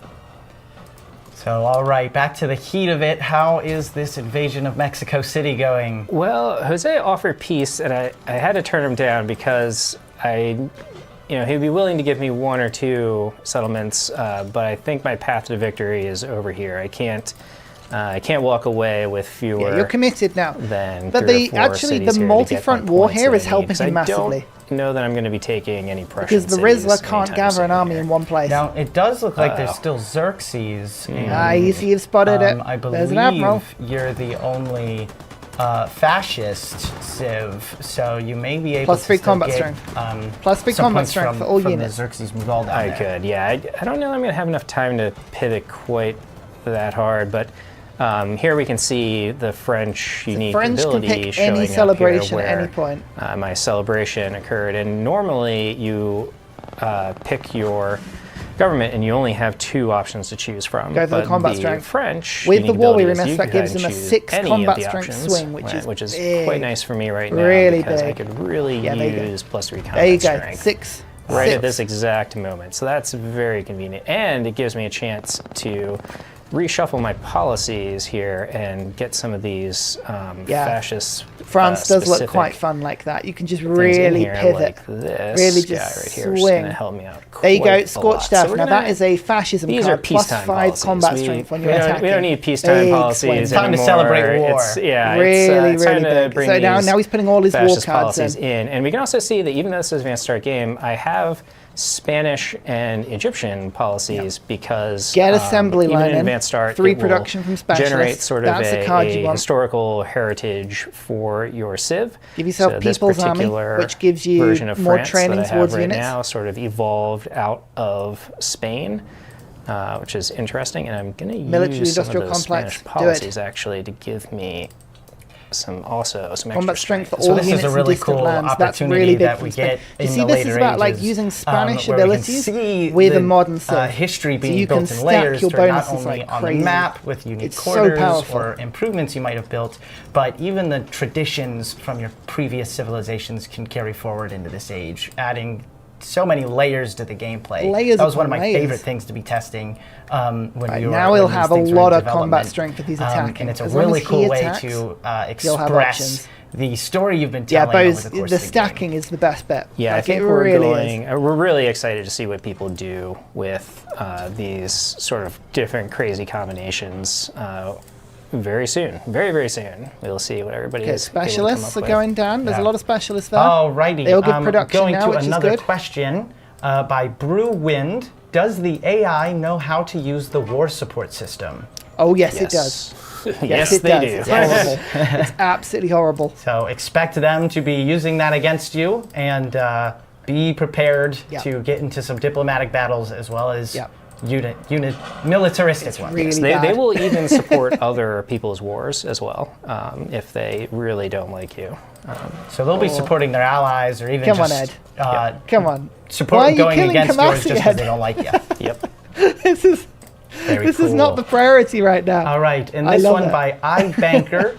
How does text and civic research work in teams and multiplayer? Will one player receive a bonus when another team member completes a tech or a civic? Teams question. So Team in multiplayer is something that's not in the game right now because it's being worked on right now. It's one of the things we're going to talk about yet again. This is another tease for our talking about our roadmap to come at the end of the stream. We're not going to go into a lot of details on exactly how the team system is going to operate because it needs to be a little bit different in Civ 7 than it has in previous games. There are things like unique civic trees in Civ 7 that it used to be shared civic and tech research. Well, like what happens when somebody has a unique civic tree and someone else doesn't? So we're working through how teams best fit into Civ 7. And as soon as that feature is ready to roll out, we'll be sharing a lot of information on it, probably have a stream on it. So teams won't be a thing at launch. All right, and this one by confirmed. Synth Icon Turtle. Will team mechanics change? But we just went over that, and so we'll have some more information about teams coming later. So, all right, it looks like you are starting to take the front in Mexico onto 3 different cities. It's got some pressure on it. I need to hurry up and get this ball moving before the Prussians arrive. Oh, that is such a promoted army commander. Very heavily promoted commander. That was very big. Yeah, all my best commanders are way over here, which is, I guess, a very Napoleonic move here to send all your best units to distant lands. Okay, fire. Very cool. Bring it through. And how is the defense? Are you sending your commanders into exile? Like, I mean, I've heard of that St. Helena is a beautiful island in the South Atlantic Ocean. If your commanders want to go there, it's fine with me. So far, it seems... I might vacation in Berlin. I don't know. We'll see. Okay, so the American... I keep thinking, I see the blue and I think America. The Prussian army's not really pushing too much right now, but it's starting to creep. I do have factories, and they are giving me some benefits. Like this cotton is giving me production towards trading land units, and I'm getting extra healing from my medicinal Quinnin is pretty cool. Things here. So you can stack that well. Even though I'm very clearly focusing on a militaristic approach here, you really can't totally ignore the other aspects of the game. No, you can't. And don't tell Tim that I just moved my land ship on top of his cotton. So I need that cotton. We'll keep that a secret. It doesn't pass. I was looking for a good target. There's more units. Bring him in. I found one. Bring him in. All right, we have a question from Great Joe Foe. Does age progress and when crises start in single player depend on you or the AI players? Both. I'll let Tim answer this question since he set a lot of the system up exactly. Yeah, it's entirely based off of the age progress. So there are certain age progress thresholds. This is a modern age, so we don't have a crisis in this to show you. But at specific age progress thresholds, the crisis will start. And every player's advancement along these milestone paths communally increase. The first player to get to each of these milestones will communally increase the first shared person to do it unlocks progress. it. So the age progress is something that is just for uniform across the entire game, and then actions. Or pillaging to heal. Do you see he just healed his tank by pillaging the farm? Correct. And that will make the crisis trigger across the world. But some of the crises are very interesting. Like Tim this and I army worked commander has together way on the too many plague troops. They need to go down. And the plague crisis does this whole evaluation across the world of what city is sort of the ripest target for plague to hit. It like has the most trade routes coming into it. It might have crazy overpopulation, those kind of things. So the plague system does evaluations. That's where plague starts to break out. Clever. Plague will spread, especially along those trade routes. So it's a whole simulation that happens within the same kind of system that we use for floods and storms and volcanic Interestingly, eruptions. the planes are able to attack, it's even very though cool. there's someone on the tower. And yeah, you'll have to think about like sort of how your empire is set up, whether like port cities can be very, very vulnerable to plague. That one's dead. Come on, if you have an empire over stretched across an ocean, that plague can be transmitted back across that ocean because the trade ships going back and forth are going to carry that disease with them. Yeah, the plague one was probably my favorite to be testing as well. And because not only did it impact you can take the city this turn, but it can take it this turn. Units and military, and it was very, very cool to engage with. So, speaking of military, how is building up for... So I have Kumasi in A World of Hurt, I think, here. Okay, so you're taking down Tim's only friend. Yes. I know. It's so funny. I'm not going to attack Tim. I'm going to attack his friend. Sort of a step along the path to getting closer to the heart these are the Stukas. So these are the ground bombers. So the Stukas are part of my attacks, but I'm actually at the point now where I can have a couple land units that can move in directly. And so the Stuka are better at more of attacking ground units, while the bomber would necessarily be the best at attacking an actual settlement. But the Stuka clearly can still engage and get that damage in. Did you see the scout stood in the city, actually defended then? Yeah, it looks like they still have that defending soldier there, holding the line. Yeah, but he's going to go down next turn, almost certainly. I do also have my small navy is going to try to at least take out some of Tim's resources along the coast here. Oh, pillaging. And I have a larger army that's also just slowly making their way across the continent to where they can start to inflict some it looks like you got pain and suffering on him. Thick forest there with rivers blocking. This is where you want to send trade routes. It is, but hopefully we'll just pop out and surprise to make all of the roads. The roads are really helpful. I love the look of sending merchants there to make your roads is really good move. Here's you know you're going to be attacking. I have his. Yeah, so tell me a little bit about, this is the distant lands settlement you have closer to the front of his invasion. As sort of a prize in a previous city-state, war. So I'm just taking my units here and sort of moving them through the back lines of his force just to put a little pressure on him, make it so he can't reinforce his front lines with Mexico. They're not going to be particularly effective, but maybe I'll be able to distract them a little bit. We all want like a spot of pillage from time to time. There. Yeah. So speaking of, how are you feeling over here on the front against Jose? The pressure is on. We've got one district holding on still in Mexico City, and Guadalajara is pretty close to falling as well. And then I think once I've kind of broken through, these other settlements will fall in pretty short order. But that'll be a lot of reinforcements once you take that first one. Yeah, I haven't looked over here in a minute, and this isn't going particularly well. Oh, there's more over here than you think. Let's see what we can do. He's exposed. Attack to the naval commander in the open. An air attack on that. Or he's gone for the land really commander. Cool that's also sensible. Is they can get the attacks. There you go. That's what happens if you leave your commanders open. That'll bring down the commander. That was a mistake on my part, for sure. I didn't realize he had quite that many fighters. He had mentioned he was building fighters, but I hadn't seen evidence of them. Really building fighters. Yeah. So again, that's it seems like you might want to get some of those trench. What are they? The trench fighters, because that is a lot of units coming in. But you got a pretty strong city there, Leon. There's a choke point by the city center there because of the Grand Canyon that you spawned right next to. That's what happens when a ranged weapon gets hit by a tank. Just have land units push up through that. It's not fun. And there's the Imperial Guard earning their name. Kumasi has been captured.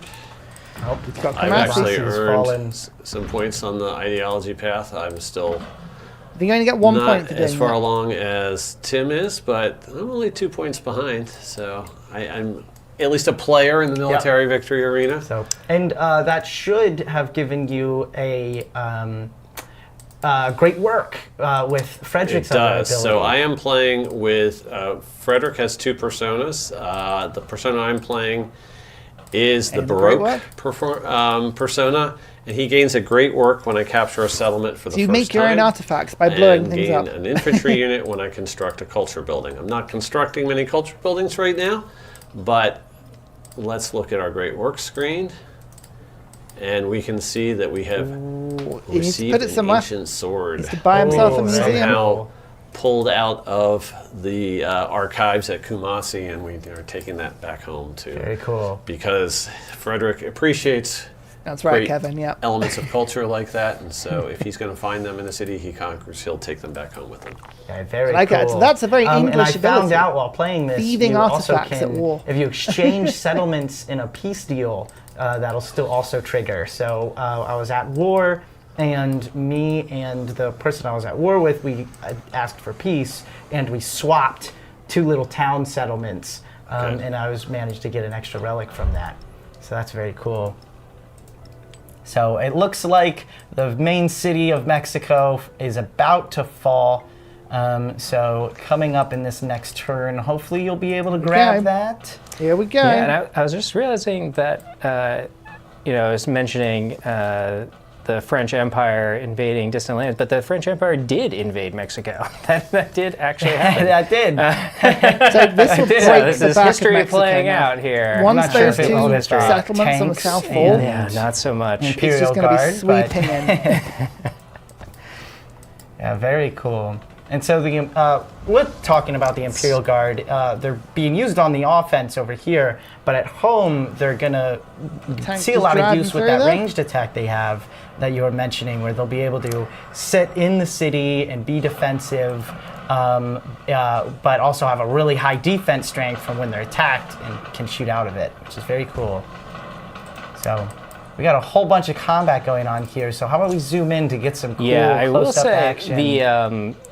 The fact that the combat sort of persists after you've attacked is just it's very cinematic. It's just a beautiful game to look at. There you go. We have conquered Mexico City, has fallen. If we look now at he's progress, got 3 points and hit the brought us first all the way rank. up to the first milestone very rapidly.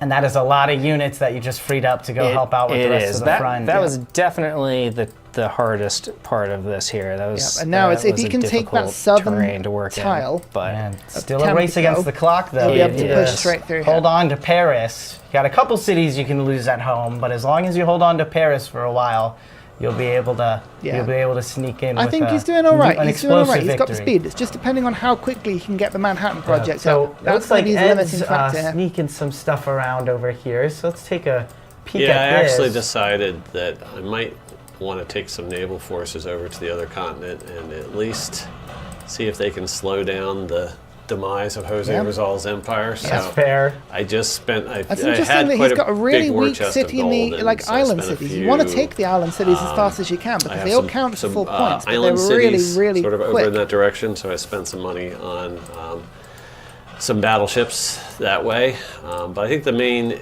event is what can I do, especially with my Stukas now that Kumasi's fallen, to have them redeployed against. I'll be intrigued as to how much he can actually attack down. He's got a lot of troops, but they're kind of a bit scattered. These air force is where he's strong. French That's when he's really strong. These are your unique Stuka here. Very cool. Wow. You can I can hear them in Tim's game making attacks. I saw one just get shot down. But yes, he's got enough fighters that they're not. One came back damaged. I think one got shot down. So it looks like you got a bonus of culture there when you took out one of those units. It was 17 culture. Yeah, I think that was my culture actually. Yeah, I think Tim got that. Yeah, for the Napoleon bonus. Very cool. What's that, Fab? All right, I think we're going to take definitely one question. thing that will help this multiplayer quite a lot is the quick movement. Pyro. I think that will speed up a lot of disasters, stuff. Like but the stability seems to be there. Expansion from Civ 6. There absolutely are. We haven't seen one in our game here yet, but the same floods, storms, volcanic eruptions are definitely there. The plague system that we were just talking about 15 minutes ago that runs through the same set of disaster mechanics and logic as some of the other ones. So. Now, I think you actually do have a notification. Is that a disaster notification? Actually, it's true that there is a river that has flooded. Oh, the river leading up to Dresden. I actually... Yeah, here we are. Well, I thank whoever asked me that question because I might not have noticed that. I believe it was lots of pyro, which is very fitting because now the city is burning. Yeah, so I will actually... the good thing is it's not usually too expensive to repair things, so I can go ahead and do that. He's just using all his gold to repair it. Yeah, but that was like the stock exchange That's a big one, and some other important buildings that went out when that river flooded. So. Very fun. All right, and this one is by Thigru. When transitioning from antiquity to exploration in multiplayer, will the new world be populated by players, by AI? How does that work out? Oh, interesting. Good question. So, we always set up the game so that the new world is populated, even in antiquity, when you can't see it. The distant lands is what we call it. And so, you start up the exploration age game, they're probably, in the default setting where you've got maybe 4 people on the homeland, you'll have 2 AI opponents over there who've set up probably pretty decent. So the AI is going to be in charge of the distant but there'll be land to settle in as well, so it is a little bit reminiscent of the Terra maps that we've had of old.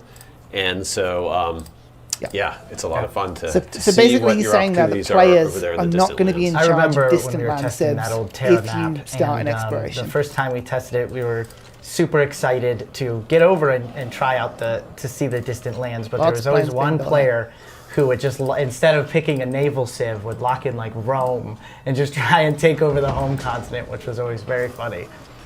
So that was usually Carl, but damn you, Carl. So it looks like we are now seeing the first engagements on homelands. Yeah, the outskirts of Lyon are facing a Prussian. Let's zoom in and see some of the continuous combat here. And, back and forth between my rifle infantry. Seem to have a machine gun in the middle of their midst, and they're trying to take down this artillery piece. Yeah, and reminder that continuous combat pretty surrounded is how you can see how flanking works as well, because when you pick that engagement direction, that will be where that unit is locked down in engagement, and so then the furthest flanking side you attack from will have stronger bonuses. Oh, really? So not only is it a very cool aesthetic I'm still choice learning the flanking rules. That's quite cool. So you physically orientate a unit, see that cool and then you can attack it from the side. That's really cool. I'm still learning that bit, actually. There is a massive naval ship sailing from your lake out of a navigable river. Probably my favorite addition to the game. So yeah, how are you feeling about your chances right now, Ed? Since now that you're engaged on the homeland, but I do feel like I have Tim on the run here, and that he definitely that's what I'll say. Is not going to threaten my cities in any kind of fashion. Not threatening. It's all just a matter of the clock. It just depends on how quickly he gets to the railroad bonus. I am 73 White Nerdy's videos are really cool. Shy right now, so that's about Always 5 recommend turns. watching one of those. So we're getting there. But, can Jose Rizal's empire survive for a few more turns? That's not a sure thing either. Oh, Mongolia is always powerful. Always I just heard that the polls have flipped again, where it is, I think it was 53 for Tim and 47 for Ed. But that was about 40 minutes ago, so we'll get an update on that coming shortly. Now, Tim, how do you feel about your chances right now? You just scored a major victory.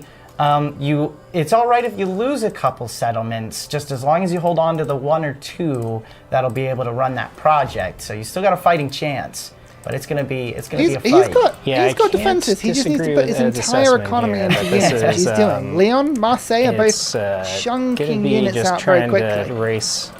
Ed isn't backing up his fighting here. He's got a huge initial army, but I don't think the production is really behind it. Not like Napoleon. Which one is it telling you? There are choices. Napoleon's doing all right. There you go. Now he's out. I got my dog fighting combination. Yeah, that's very cool. But we're looking pretty. The military victory can flip very quickly if I manage to get. He's doing all right into a good situation. It's the naval supremacy that's giving him a huge combat bonus in a short period of time. If you own the seas and the air, there's nothing the land units can do. There is such a prioritization. Yeah, let's zoom in again on this. Let's see some of Air Force, city siege. And the army can be obliterated by the Navy. I'm just throwing units into here. Some of you may not survive, but I'm okay with that. Because the commanders have the experience, some of these units are a little bit more disposable Yeah. You just chuck units around. You can afford to lose them as long as you've got an economy to replace them. That's the main thing. Now let's go ahead and take another look at the home front. The invasion going. It's pushing into the cities now. It's absolute chaos on all sides. Leon has 2 defensible districts. I'm going to have to take both those Leon out needs to have made more defensible districts. Just on the outskirts of the city, but I was able it would have been to much take out more his field artillery that I had been fighting with there and advance forward. I don't have a ton of artillery on my own, so the defensible districts his rifle infantry is not that tough. That's pretty weak compared to a lot of units. Probably purchasing some Stukas and putting, or actually some bombers and putting them push forward. Sometimes an aggressive offense is all you need to do. You need to really chuck yourself forward. Is what I need to be focusing on here. Yeah. Well, you're going to move quick. I just completed the 2nd milestone here. Managed to capture another settlement. There you go. He's getting there. You can see that he needs 2 more settlements. Just shy. 2 more. I'm going to need 2 more to get let's see if he notices the fact that there is a little island city over on the right-hand side. 2 more settlements or 2 more points? 2 more settlements. Yeah. And just a reminder for everyone that we will be going over the roadmap for what players can expect after the game releases on February 11th. So stay tuned for later. I'm looking forward to the roadmap. Once That'd we be cool. finish up the game. Now, for those who are just now tuning in, welcome to our live stream. We have a multiplayer game going on where it is Tim and Ed playing head-to-head. Ed is currently Frederick of Prussia and is trying to get the economic victory and is pushing his advantage pretty evenly against matched at the moment, Napoleon of France, who is being played by Tim, who's trying to get his military victory. Ed's big problem is only having one city, time for Tim which will severely limit his economic. It looks like you are selecting to make a lot of units Tim's in that issue at the production moment queue. It's all units at this point. We don't really care about buildings right now. Get a little bit of extra production in Paris when we do actually unlock them. Oh, that's a lot of units there as well. Oh, hi, Nickman. How you doing? You can always watch from the beginning. Taking out it's my fine. rail station. Don't worry. Yeah, so if you pillage the rail network, that can really hobble my ability to maneuver. Yeah, taking that rail station's a big one. So that'll disconnect that settlement from the rail network. Right, so this Guard Imperial unit has been sort of isolated and surrounded. Yeah, he's not looking good. It's looking grim for them. But hold on. Hold the line, Guard Imperial. Now, he'd still Paris have to is now push switched to through, making troops. That's right good. there. He needed to And do there that. is at Lyon, there's a major choke point with the Grand Canyon that I think will be, I think that'll prove a tough defense, but the main question is less about if he's going to be able to take you out, and more of the race against that economic victory. Lord Rich, you're always sleeping through. That's just what you do. Yes, once you finish the legacy path for the economic victory, and for the economic legacy path, you then will unlock that victory. Do you want to go into the details? Yeah, we just talked a little bit about how I would be getting a great banker unit in my capital. The great banker has to visit the other world capitals and get each of those nations to agree to join in and also participate in the World Bank. Now, the agreeing isn't something that you go to that player and like, if I asked him if he's going to agree, he would never agree. It's just a matter of, in the game, you have to spend gold and influence. And it's quite a lot of both. both. If you have enough of that, if you're really that humongous economic powerhouse, then you can just get them to buy into the World Bank. So basically, it's going to take me I'm estimating about 6 turns to go around and get it. I might be a little bit. I'm not spending all my gold just in case I get to that point, so that I. It's the influence. You need gold and influence. I don't think he's got enough influence. I might be underestimating what the cost of that is, just because. I have both Xerxes and Napoleon who aren't friendly with me, and it's going to cost me more to get them to buy into the World Bank if they're not friendly. So I'm not sure how this is going to play out, but I'm increases hopeful or decreases the cost of the economic victory. Well, so you have a unit, the great banker. The sort of capstone it goes from capital to capital. You spend gold and influence to buy everyone into your bank to get everyone in. The more legacy points you have of that type from previous ages. Yeah, Tim is going to have to So this is an advanced start, so we're not going to have any advantages or disadvantages, but if previously I had been following a military path and gotten all my military legacy points, I would have a leg up on completing the Manhattan Project and the Operation Ivy project in Modern. So your progress along the legacy paths in the previous ages will help you. Yeah. So the more points you have from the previous ages, the quicker your path is. So if you've gone military all the way through the game, it'll be slightly quicker. And now we have a question coming in from Xtrees. Can certain victory conditions be turned off, like in Civ 6? Ooh, interesting. For example, would you be able to just keep military and economic victory on while turning off a culture victory? It's a very good question, and we absolutely anticipate as our game is out there and people are giving feedback on us, we're going to want to be spending time making adjustments to victories, allowing you to mix and match different combinations. So basically the answer is no at the moment. We're going to be talking a little bit about what a live event is going to be at the end of the stream today, and I think that's a great place for us to try out new types of victories and see whether or not some of them are popular and maybe make those be alternatives. So victories is a huge opportunity for us to keep the game fresh, to introduce new ways to play through the different ages. That's interesting. So they're basically hinting that they can add different victories. Probably certainly going to be, or choosing specifically which ones you like. I think that's going to be a part of it. It's not in the game right now, but it's very much in the forefront of what we're thinking about. Very cool. So you can't change victories at the moment. You can't add them and take them away. What will be the max multiplayer lobby on release?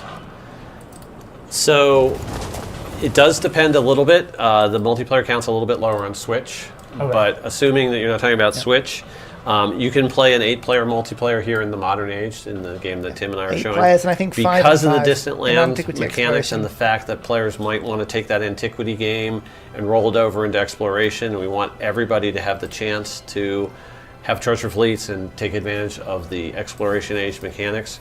Right now, it's set up so that if you start a Antiquity or an Exploration game, the count is set at 5. Well, we know people are going to want to play with even more people than that, so we have work underway already to get it so that we'll be supporting 8 in any configuration pretty soon here. Very cool. Thank you. So they want to up it to 8 in all ages. Interesting. But it's going to be 558 at the beginning. By Da Wasabi HD. Is there a tech to reveal the whole map? Yes. Yes. The satellite tech will do that. Let's go ahead and look at that in the tree. So there's not really a tech to do it, but if you complete that launch satellite project that is part of the scientific legacy path, that will reveal the whole map. Yeah, we haven't talked much about the other legacy paths. We've been focusing on economic and victory. Science is basically what projects is that, scientific legacy path, and what would that victory be looking like? I know, Ed, you have an edge on science here, although you're focusing on the econ. So what would... So you'll see on the tree that there are these so much further down the tree, it's hilarious.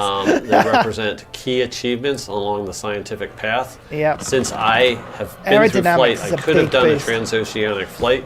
I think I actually have to get that point. If I go check my science progress, I've done that one.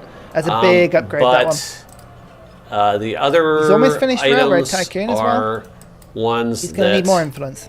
I haven't quite gotten to. 3 more turns till I get to aerodynamics, then I can break the sound barrier. And then in rocketry, I can launch a satellite. That will finish the legacy path, so it'll make me eligible for the victory. And the victory is the staff space flight. Yep. It's basically you need a load of production. Both of those are on that AKA rocketry tech victories from other Civ games. Very sciencey. And then for the culture, I know Napoleonic France has a strong edge in culture. You are focusing on military, but what would that culture victory look like? Right. If I went down this and I was able to use my explorers to go out and find artifacts from a different age and then put them into my great work slots and my museums. Which he's actually got quite a few of, to be fair. He's done well. I would be able to complete that legacy path, and then the capstone for that is to hold the World's Fair, which is a very expensive wonder that you'll need to build in one of your settlements. And then you will win.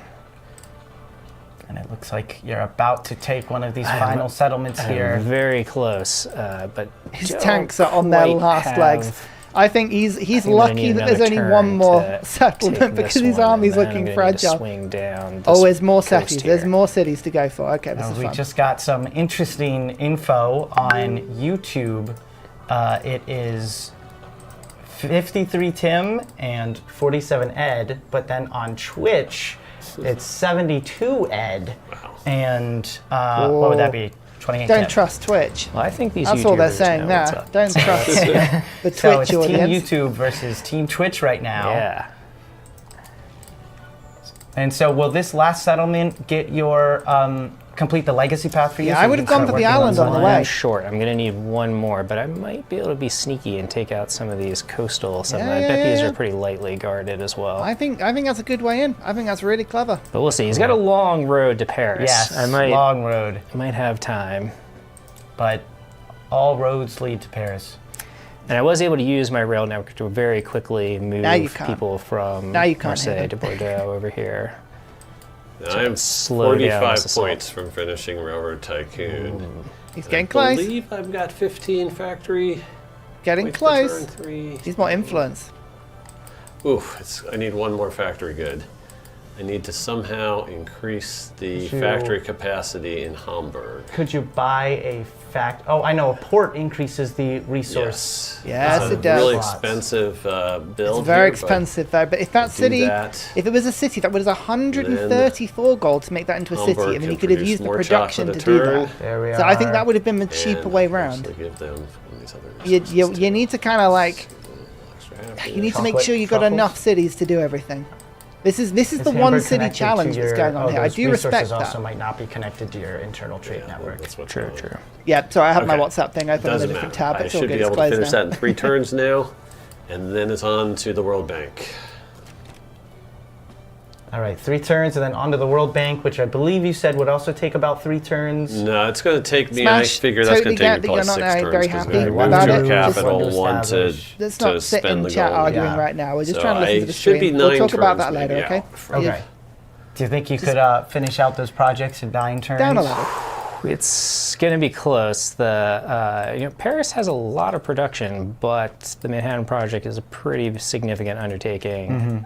So we'll see. It's going to be pretty close.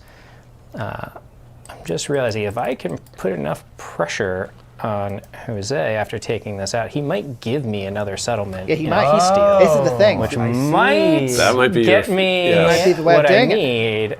So we'll see. How many settlements is he down to? He's still got 5, so he easily could decide that that's worth peace for him. But he's got, I'm at -3 war support with him, and they do consider current war support in peace deals. So he knows that world opinion is on his side pretty heavily here. Okay, so this is going well. He just needs to take out the last few people here. Do you think we'll be able to sacrifice your capture? tank? 50, yeah. Tank it through. Get in there. You can do this. No. Go on, keep going, keep going. Oh, no, next turn. These coin flips are not going my way. Chuck it, chuck it, chuck it. Melee attack, melee attack. Let's protect my commander here. Close. All right, really the district defenses are now destroyed, so you should be able to move a unit in there. Yeah, I need to take this airfield, though. Oh, this tank is blocked. Well, maybe we can carve a path for my armor to cut through here. The UI for health, it does keep appearing on the right of the screen. Talking about with the home he's just doing it so quickly, you can't really see it. You be able to utilize someone else's rail network against them, or is a rail network an independent system for You can capture other people's. Is it used independently? Once you've captured cities and the rail stations are intact, and it can become part. It would have to be part of your empire, though. Oh, is it behind the camera? I can't go on to it's behind my face. So towns that are controlled by another player and try to use their network. And you get to see my face instead. I've managed to capture. So let's see. This is the moment of truth. Will you accept? Here we are. Oh, he will. There you go. Peace out. Get the last ally sacrament. Has betrayed you. There's the point. And that's the Ideology's finished. legacy path And finished. now, so now he has the Operation Ivy and can Manhattan start project. working into And I have that notification on my big screen. bomb. Napoleon Revolutionary has completed ideology. I agree. That is a beautiful proposition. Mm-hmm. Look at him smiling at you. This will help. Jay Napoleon wins. has got a smug face for that one. Very smug face. We'll see how expensive it is for him. How now optimized he to is. achieve that victory, you need to work up and just get a couple different projects, and then you can launch the bomb. Yeah, Manhattan project is only what are 6. we working on here? An aerodrome. We don't care about that anymore. We are going straight into establishing the Manhattan project here. Wonderful. Get that up there. That up 5 turns. It counts as I a won't wonder. say how many Production turns as that we is can. out loud to keep Ed on his toes. Yeah, we will let the Now, if the he's audience sensible, he will go in see here that and he we will are buy his not production too buildings far because away he's from got a bit of gold now. That's step 1 Yep. of completing it. Do you have a heavy bomber somewhere? I do not. I have not. I'm behind technologically, so I won't be able to use my nukes on you until I have a plane capable of carrying He needs them. the plane. I don't have sufficient technology. This is what happens to when do you fall behind and you yield too much. It's a but very I low will science potentially game, be and able he's to struggling because complete of that. the He's development also of the gone bomb. down the military side of And the that tech in tree, itself is not winning. the Right, and that tech in itself tech can tech be tree. winning. So Even he's though gone I for don't quite tanks have a rather than delivery airplanes, mechanism and ready to go that's just tough. yet. These are all things that we're sort of working on. Let's get those truffles in there. Snuffly truffles. Right, and how is your sieges going I have down? Marseille is in a lot of hurt just from my battleships. Yeah, the battleships are doing Lyon, well. I've been trying to take it out with some of the bombers that I built, but he still has some pesky fighters in that area, and so Yeah, he's got that his has fighters been up. going a little bit less. The air game is real in Civ effectively. 7. And Bordeaux here, where I, reached the outskirts, had the train station for a while. I've lost control of the train station, but Took it back. yeah, so I don't think that one's under much threat. So it's right now. interesting It's actually. Lyon and Marseille Taking over that railway I'm stations is a threatened. really, really big very thing advanced. because a you need small to take but them so that the enemy powerful can't navy bring right there. reinforcements Yeah, and in. they're It's really getting better, interesting. through some of these. Ed does like promotions to I'm mix getting and on that match fleet his commander. points So, rather yeah, than I've go just- for the Dresden's commendations. just I been like that. cranking out one naval unit after another to try to exert pressure down this coast here. Ed, give yourself another city. Like Dresden is now a city. Let's see. All right. Hamburg and believe we'll be having Stuttgart could some also be cities. Questions we'll be able to easily. check Or out Cologne. soon. But until then, we can see him remobilizing those planes, getting them to the front lines. Let's zoom in on some of those battleships just so we can get a cool look at them. Yeah, look at they that. look Look big, at the big don't they? smokestacks. That's awesome. They're really cool. Is that a little navigable river tile there? Yeah, it is. You can sail So- into? Yes, so I can do damage to all sorts of, pretty much reach any tile in Marseille and do damage to it because the navigable river is giving me access. And Tim has Dresden, no was need it a to- city from the start? It's I don't at think least it was. not one that's Maybe. making an appearance over Maybe on it this was. front. Maybe I've been poo-pooing his technique. All right, we for have no a reason. question coming in from Skopkin. Is the Skopkin. Manhattan Project restricted in any way by your science and tech tree progress? Can you start it, or can you just start it as soon as you finish the ideology path? Yeah, you can start it as soon as you finish the ideology path, Yeah, as you I don't need did, tech but you nukes. won't be able to use nukes on other people unless you have researched those heavy bombers right So now. you And need which the one's the bombers heavy to drop bombers? them. That's the aero. you can Yeah, do it that's in without tech. aerodynamics, which I'm working my way towards. I'm 2 techs away from. I need mobilization, and then I can get aerodynamics. Oh, is it only the heavy bomber that So can do it? you I can thought it was start just all working bomber on the units. projects as soon interesting. as possible and getting the bombs. It's the delivery mechanism that takes time. Right. Oppenheimer, indeed. Yeah, maybe Maybe well, if we weren't buying at in some war, then science I guess buildings? some science buildings would be beneficial. Right, to help me out here. Absolutely. We'll make you a fort town. Yeah, because- so a really cool demonstration of the town system. Yeah, and the fort towns are good. specialization of If you're towns. going to be warring a lot, So they're a very, fort very town, good. I will increase its defense and buff the healing of units from inside that town. You can basically Which is make very cool. fort towns just unkillable if you We're stack gonna units in hustle them. You as put loads of many of walls these up. units as we They're possibly really good. can off of this front, pack them up into my commanders for very convenient movement of large numbers of units, and we're going to get them into trying to help me out as fast as I can here. Yeah, move quick. Gotta go all right, fast. We have a question from Magical Euro. This is the first Twitch stream he's been able to get into.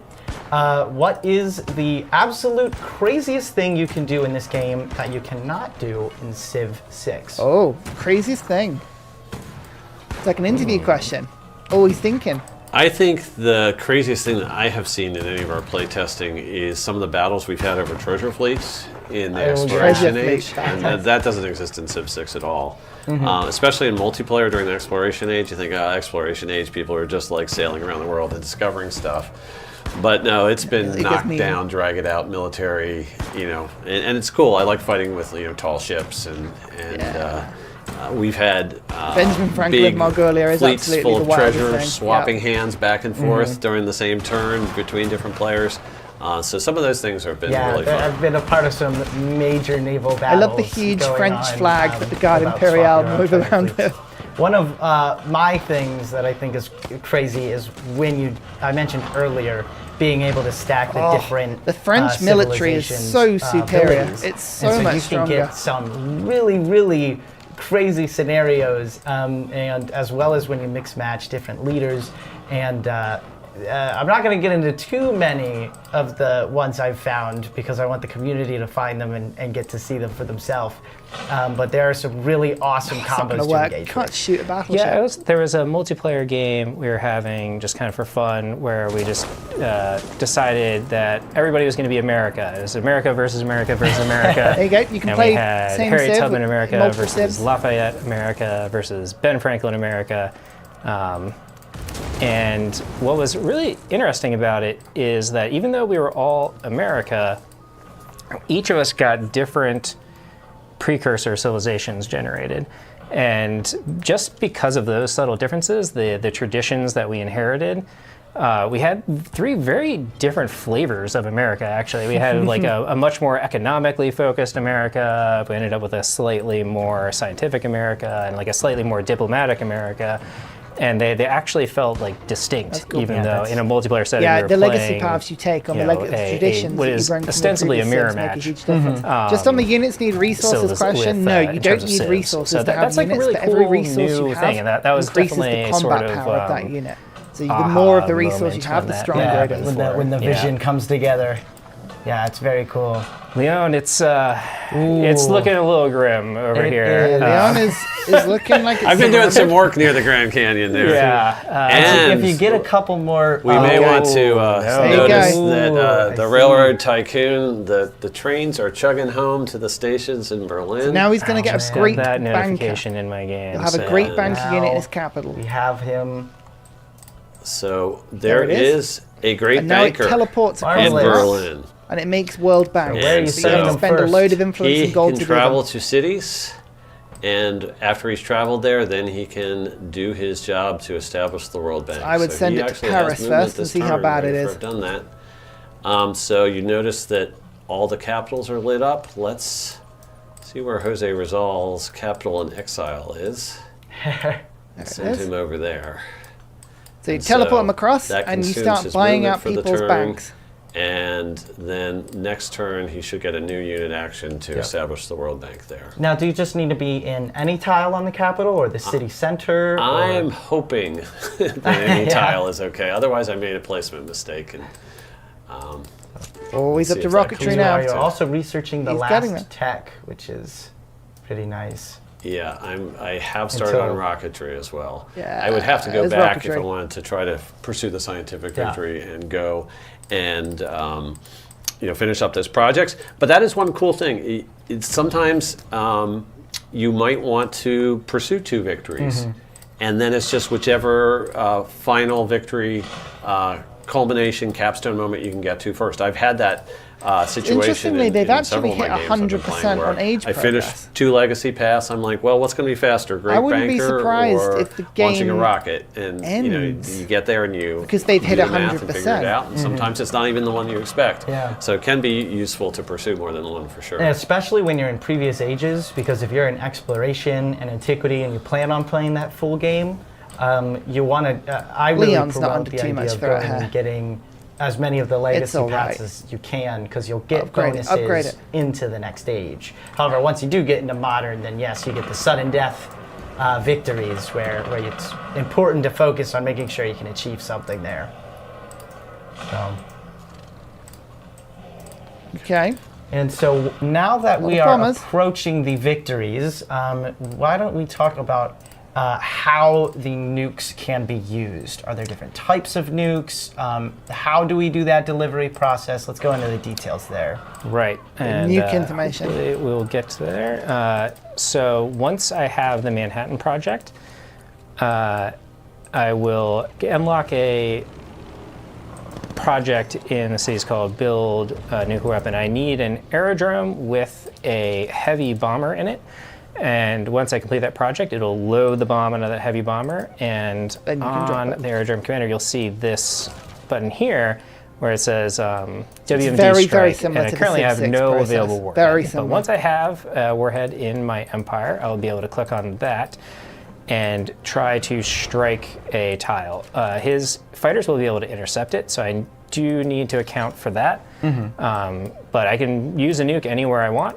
I could try to nuke these forces over here. It'll irradiate nuke your own the lands tiles to get rid of around people. it, So you and could set up heavy damage. a blocker with the radiation. Right. So that's one way to use the nuclear weapons. And then the other part of it is that once I complete the Manhattan Project, I'll have a second project available, which will be called Operation Ivy.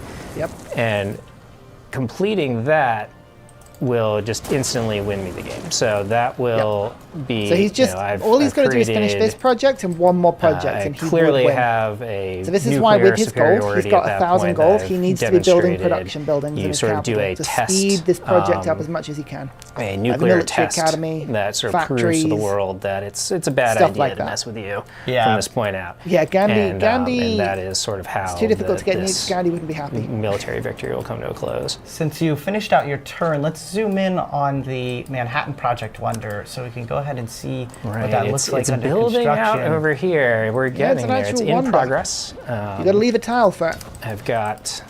Don't tell Ed how many turns we have left here, but let's visually see how many turns we have left. I did peek once, but I'm not going to look for updates. So you got to do that. It's nip and tuck for sure. Get a box or a blanket. I think the fact that your Air Force is under tech is going to be my saving grace. that is definitely my Achilles heel. This is. You needed more tech. You need a lot more tech. What we can do? Maybe can we do anything to speed this up? Yep, even? 11. There you go, 11 production. Not really. Huge increase. That'll help. Every little bit counts. Schoolhouse I've been trying to pillage some of your infrastructure as I get to your cities. I take down some of your science buildings. Reached. Oh, we ended on. Yep, score victory. I called it. It looks like we had the I called it.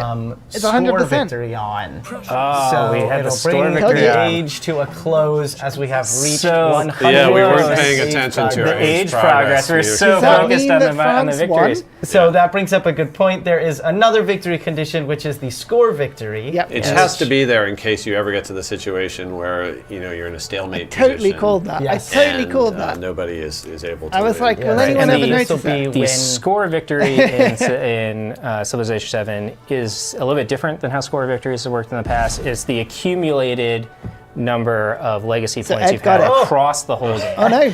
And so it was Tim. Napoleon takes the win because Napoleon has gotten the most amount of legacy points. Yeah, there you go. The legacy across points the will add it up game. through the Let's game. see, I think it was my cultural. Yes, Yeah, my cultural you get points into the just cultural. barely. So fly to let's bring 4. up this screen here that shows those points. Yeah, so Yes. Saved by the Bell. Oh, look at that. So That's close. narrowly. Yeah, So yeah, yeah. who was it? Two culture YouTube points that rather was than Team one. Tim? Or was it Twitch that was So if Ed had finished because another science of project, the age he would have, progress been able meter, to you won. I clinch think that. the next thing that would have triggered was I should have been 5 turns away from winning with the Great Banker. Oh, man. Yes. And then I'm not sure how many turns you were out from getting a heavy bomber, but probably I was 10 turns. Probably, because I would need to do the it was probably, we're on quick speed, so it might have only been like 5 turns. Yeah, I'm just king of kings. It's That's just very what close. I do. It's fine. All right. Well, Tim gets it. I'll Yes. congratulate him here. Unexpected There you go. end there. Well, like we said, So we hadn't played interesting. this So, out yes, before. it's So that is true. we knew all about what was going on with the legacy and I think pass, they've but we just hinted ended the up, fact that you can not turn that focusing as victory hard off. as what the age progress So it's not meter was something doing. it And has that to is be. potentially a valid strategy in a multiplayer game to push the age progress as fast as you can in order, if you see somebody who's just about to win one of the sudden That's where death victories, Future if you Civic and have Future a Tech comes point in advantage, really handy because and you because you've absolutely spread yourself push out the age across a bunch progress of different forward. victories. Yeah. That can be a very valid And- approach.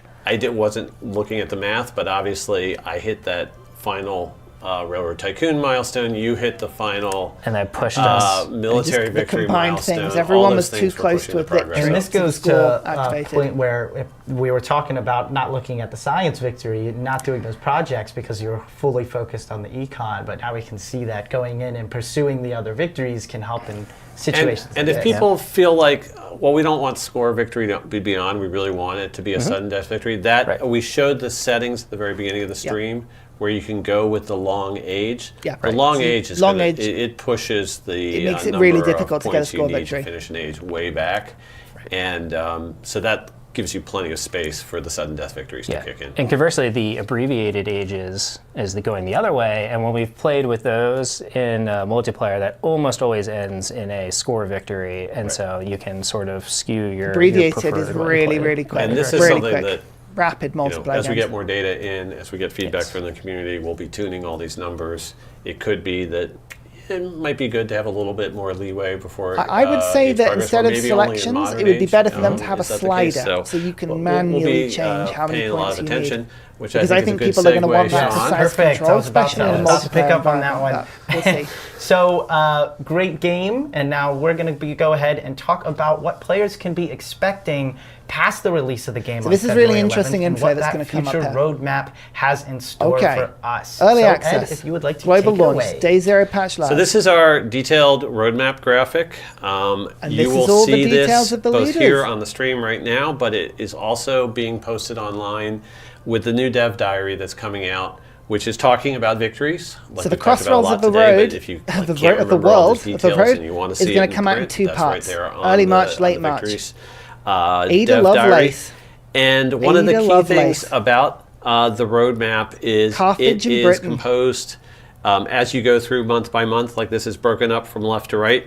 You'll see Natural on the Wonder top, Battle, Bermuda top half of the Triangle, screen Marvelous Mountains, things that Mount you Everest. get if you have one of the content collections coming to Nepal you is because gonna you've be a ordered either the mountain deluxe edition civ. or the Just founders calling that edition, now. or you go out and at some point in time decide to buy those separately.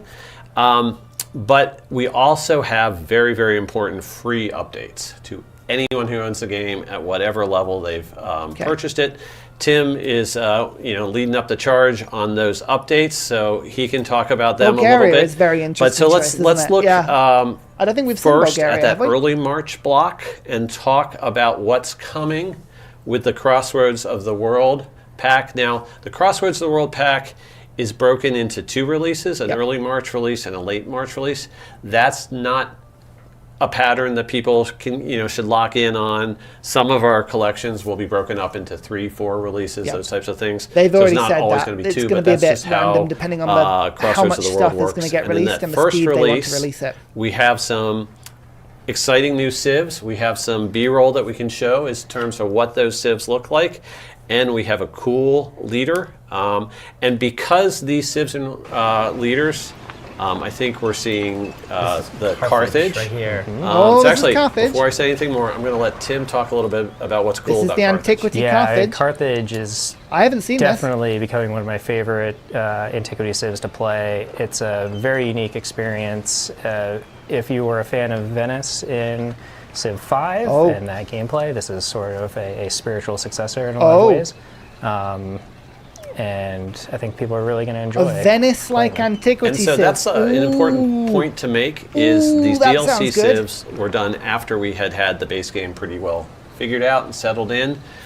It's always easier, we've proven this time and time again on Civ 5 and Civ 6, and it's certainly proving true again on Civ 7, that once you really understand the game and what is important for getting ahead in the game or succeed, then it starts becoming easier to design civs and leaders that break the game rules in interesting ways. Yeah, you start with balanced core civs, and then you get weird afterwards. That's maybe one of our best examples of that. Go down. But there are other examples like the Maori in Civ 6. So fun. Yeah, very fun. And so, yes, sometimes people are a little sad that civs get held out until DLC, but sometimes they end up being much more interesting and cooler. So I'm really excited that Great Britain is in this pack. I know there's been a lot of consternation out in the community as to how could they not have Great Britain in the base game? Is this blighty? And Great Britain is probably one of the most near and dear to my heart civilizations. It's the country that I visited more than any other foreign country. Yes, I've actually already been to Great Britain in 2025. Yes. So I'm not going to let Great Britain fall by the wayside. There's going to be plenty of English, British, whatever content from the British Isles before Civ 7 is said and done. I know, we don't talk about the Blue Dome. And it's cool because we actually had a little bit of trouble with England in Civ 6. We had to redesign them a few times. They did. England this time was very we've underpowered on a chance launch. to sit back, see what the base game looks like, then design Britain. So I'm really excited by the British design and I'm also hoping the that British means Britain's going to be leader very weird that we're and very introducing powerful. here That's what I'm in hoping. this same content collection. Yep, and with that, we'll have a video that we'll be able to play for y'all right now. Oh. To use and apply the language of science, we must fully appreciate, feel, seize the unseen. There's Ada.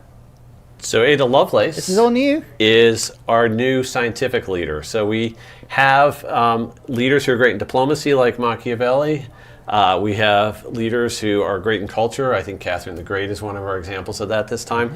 But Ada Lovelace is one of our premier science civs. Yeah. And she's sort of taken Britain the being a science gameplay I like in a brand new that. direction. I can get on board with that. She reminds me of Young Li from the Leader Pass from Civ 6. Where there's like a system that you don't usually engage with in a deep fashion, and all of a sudden a leader comes along who's really good at that system, and all of a sudden that's how you play the game, and it feels like a very fresh, unique experience. So we won't tell you exactly how Ada works right now, but should be using a system they think will be underused. We've had a ton of fun playing with her and trying her out recently. Now a couple more details here on what you're seeing on the roadmap. One is there's been some question about, well, these new civs that are coming in the collections, do they get their own associated wonders, or are they sort of supposed to use the 4 wonders that are part of the pack as theirs? And they absolutely do get their own associated wonders that aren't listed as part of the content. Oh, interesting. So there'll be more wonders. Civilization package that you get these days. So the other thing we wanted to focus on is what's going on sort of on the bottom half of these of this roadmap slide with the free content updates. And you'll notice that we have some things labeled as major updates and some things as regular updates. That really just has to do with whether it's the first update within a collection, which we're going to have a little bit more fanfare around. But we're not necessarily assuming that one update is going to have more fixes than the other updates. We're just going to be fixing as much stuff as fast as we possibly can and patching things up and balancing things. Tim's doing a great job leading the charge there. So I'm going to let him talk a little bit about how these events work and how things in the events might see their way into the game later. Right, so the first event will be this Natural Wonder Battle, which the events are a lot like if you've been playing the events that are ongoing in Civ 6 right now, that just sort of wrapped up. Those are going to continue into Civilization 7. So those will be sort of limited time events that you can participate in, like this Natural Wonder Battle. And then those will, not always, but sometimes have content or things about them that get sort of shed into the base game after they're done. So they're both a way for us to try some things out and see how they go, and a way to keep adding free content and updates into the game for everyone. So more stuff is going to be coming. We're going to be adding these new natural wonders like the Bermuda Triangle, for everyone, and having this natural wonder battle event. And then in the Geographic Society in the Modern Age that we just played through, we'll be sort of integrating natural wonder gameplay into that as well. Interesting. So that's sort of an example of natural wonder gameplay. what That's type cool. of thing you can. Isabella wants to know your location. And she will be I killing think you for the natural final thing wonders. that we want to touch on today is we want to talk about some of the bigger, chunkier updates that we have planned. We don't have an exact timing. We won't see them Timing's on the gonna be roadmap vague, specifically. But if you go to the dev diary that's been released, there are 4 or 5 items listed there as like our near-term priorities for things that we want to focus on getting in the game as quickly as we can. Okay. Some of them already came up during our discussion here. Team multiplayer came up in one of the questions. So about team multiplayer we want to let added. people know that Hot Seat is something that we're actively looking at how quickly we can get that out to they're everybody. working on bringing Hot Seat in. Naming of settlements is a feature Naming that settlements. is Surprised important that's for not in people to be already, able to I'll be customize honest. their empire, so we want to be able to do that.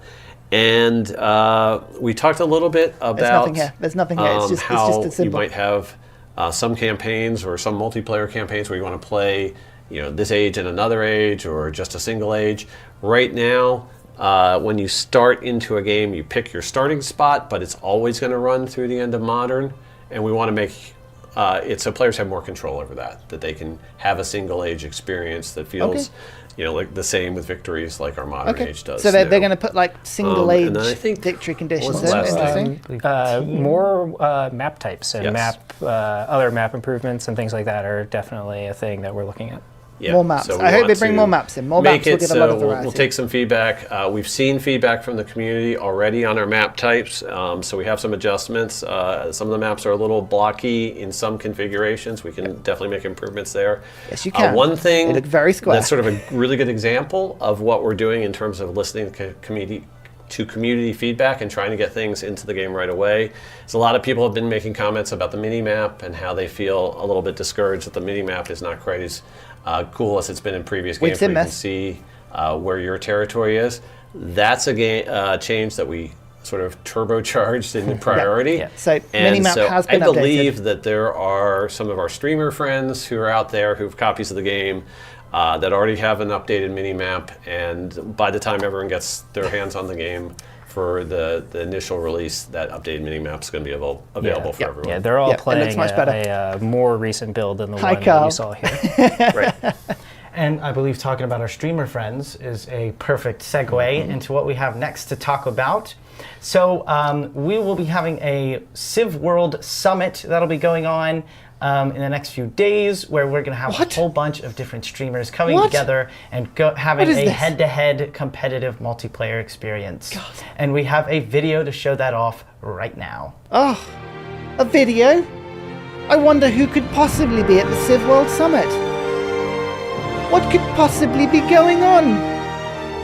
I must say, I like to be called legendary. That I think is a great thing. We've got Spiff, we've got Maurice, TGM, Sarasa. Oh, who was that? What? Oh, it's Potato. Who would invite Potato to a large Civ tournament, eh? This is the coolest thing, but it's in Hamburg. Very excited about that. That's very cool. I know. Good sweater, right? All right, and that is everything we got for today's live stream. So thank you very much for joining us. Follow us on our socials for more information. And I am so excited for all of y'all to check out our game on February 11th on all platforms. I have been your host, Sean Wilson. Thank you very much, Ed, for joining us. And congratulations on your victory today, Tim. Thank well you. done, Tim. So thank you very much, everyone. And well thank done, you Tim. for watching. Bye-bye. Bye-bye. Oh, look. World Summit. Who would have thought old Ursa, old cheeky Ursa would be invited to a World Summit, eh? I know. How exciting. First of many, I hope. Certainly the indication is giving that there'll be lots of cool events to look forward to, and this is sort of being used as a bit of a trial event, which is called a Galactic Summit. Yeah, that would be the next one, wouldn't it? A Galactic Summit afterwards.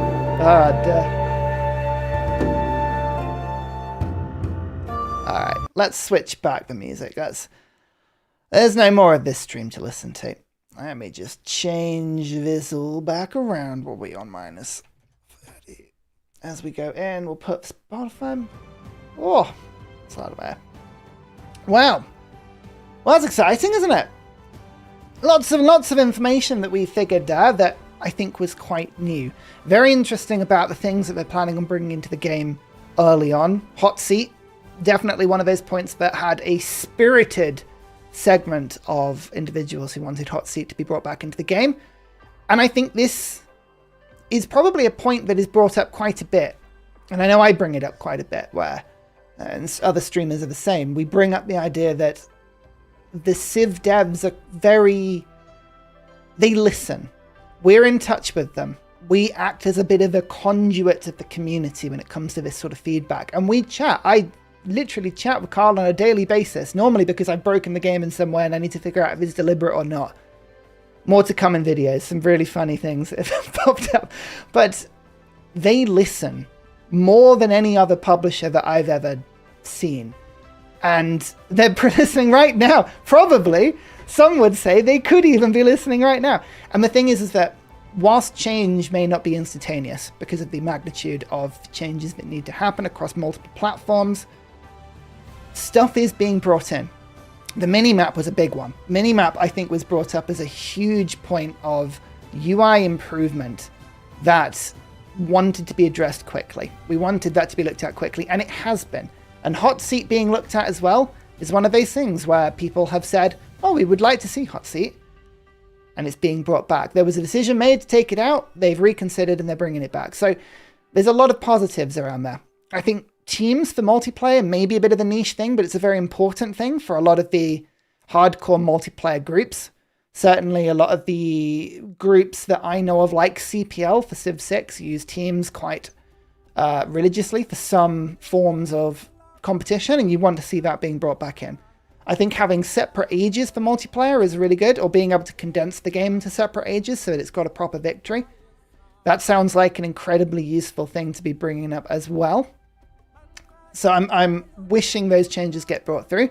Naming cities is a big one for me. I love naming my cities. You know, I like naming my cities. It's a way I give back to my channel supporters. So I'm looking forward to seeing that in as well. I would also like to name commanders. I think commanders would be brilliant if we could name those. So I'm going to be continually pushing for that change. I think that would be amazing. Map changes, more maps to be brought in.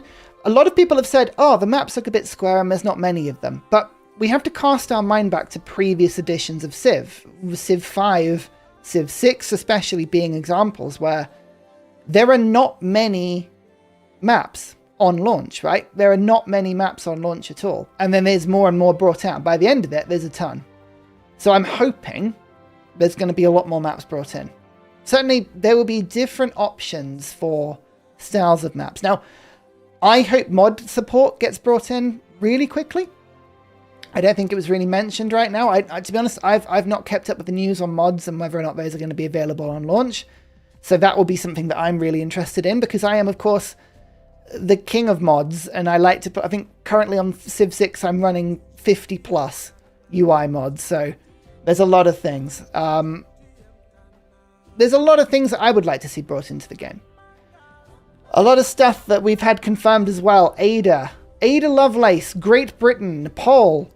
Who else was there? Bulgaria and Phoenicia being a Venice-like Civ. I think Venice being brought back into antiquity in the form of Carthage is inspired. I really hope that means that we're going to have unique mechanisms and rules for the civs coming in. If Great Britain has really weird mechanics, that would be very, very cool. I would love to see that. I think if Bulgaria came in as maybe the puppeteer of the Balkans, I'm thinking Hearts of Iron style, there's some really cool ideas that could be played with Bulgaria on that front. Nepal to me strikes as a very, very tall mountain kingdom. Bose, who are you excited about out of those four that you've seen so far? How are you most excited about, Bose? I'm curious. I'm curious as to what you think, because I think I love Great Britain, and I really hope Great Britain get a really good piece of kit, but Phoenicia sound quite fun to me. I won't lie. I like the idea of a one city challenge, Civ. Well, what do people ever think? Console mods, Far for Jerusalem. I think you're going to be waiting very long on that because I don't believe consoles will allow it. That's the problem. Carthage, because I've heard Venice and I was like, oh, well, we looked at one city in multiple towns. I know. Venice was my favorite on Civ 5 by a long way. It was rubbish, especially on multiplayer, but it was so much fun. Oh. You bet playing Inca unlocks Nepal. I believe, yeah, Nepal will probably be a modern age Civ. I wouldn't be surprised about that one. They say they want to support mod development and will be showing mod tools as 2025 progresses Ursa run. Let's have a quick look in the dev diary. Yeah, this is a good thing. Let me pull up the dev diary because I think that's going to have a little bit more information and that will probably have just gone up. Let's have a look. Civ 7 dev diary. Let's have a quick look and see. Legends and Mementos. There's probably a new one up now. Let's have a look here. Game guide overview. Oh no, we need the dev diary specifically. Where do you live? Gameplay. I can never find them. Oh, here we go. Victories and post-launch. Accept cookies. Do it. Except for cookies. Alright, so here's the dev diary. Let's move my beautiful, beautiful face out of the way. Just a little bit and we'll zoom in just a touch. And we'll see if we can spot anything in here that is a little bit interesting. Hey, Civ Sans. Basically, this is just introduction. Ed Beach has got this one again. Good on you. Victories. We know a lot of this victory stuff. We won't talk about this too much just yet. I'm intrigued about the stuff that's going to be happening post-launch.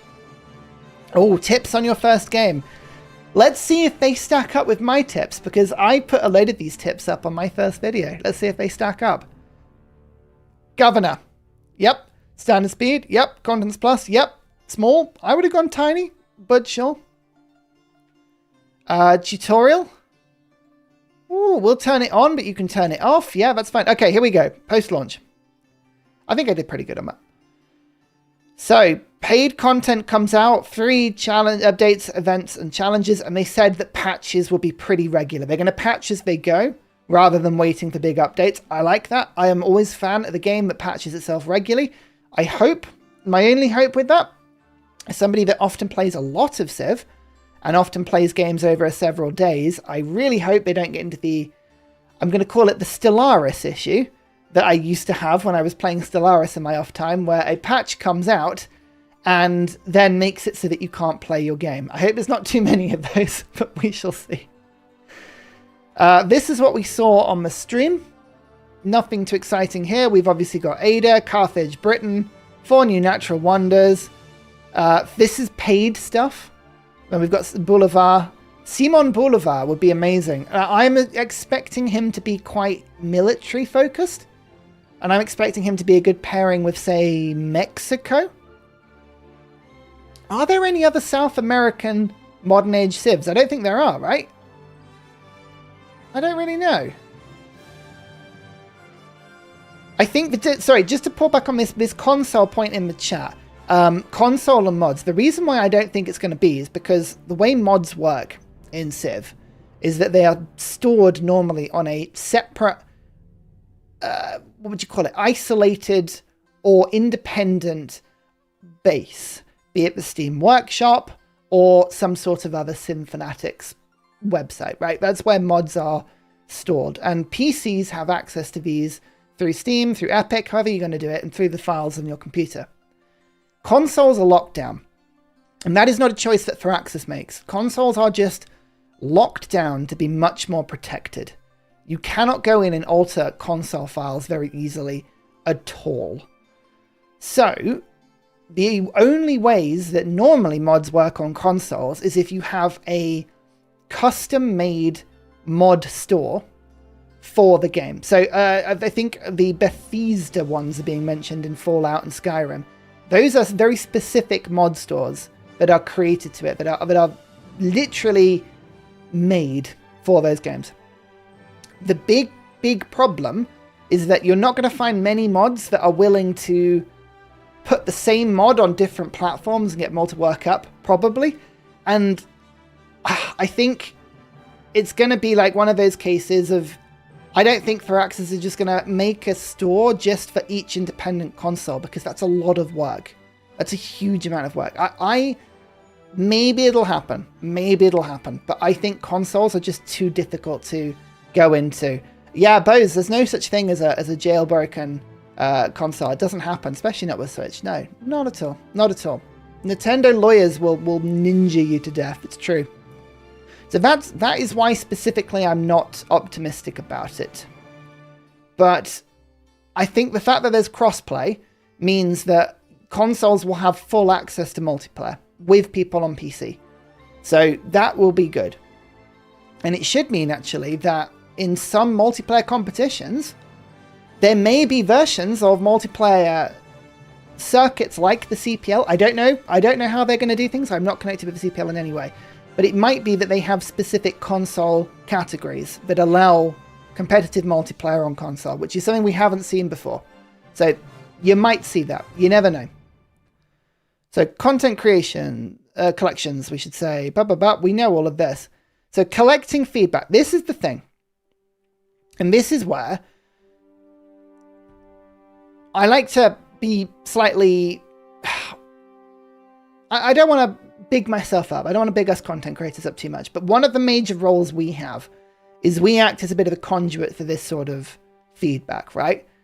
If, as we're making videos, as in you're playing the game, you are able to comment on videos, and I know it sounds like I'm driving for engagement, but if you're able to give your feedback to us, we collect it via the hub. Like, I am lucky enough to say that I have tens of thousands of people watching my videos on a weekly basis.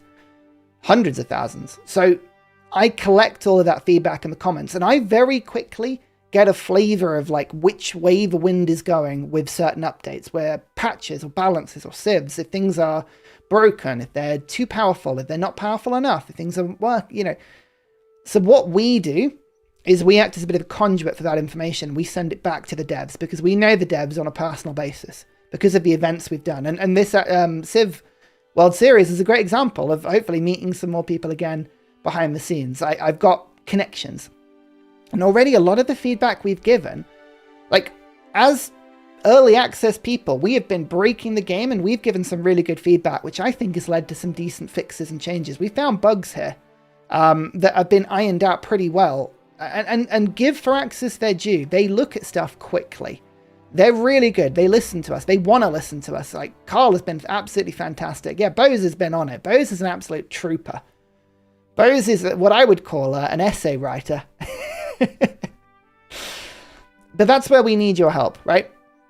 And we need your help to kind of collect this stuff up so that we can get a good sense of where the general consensus is. And it adds from our own saying, yeah, you can preach, Bose. You can't listen, but you can preach. And I get that. That's fine. I expect that this step will probably take a few weeks. And then we will see in March and April some significant changes going. That's what I hope anyway. We shall see. There also, as an audience, you can feedback directly to 2K as well via sort of the platforms and the networks and just comment on their videos, comment on forums, on Steam pages. It's all read.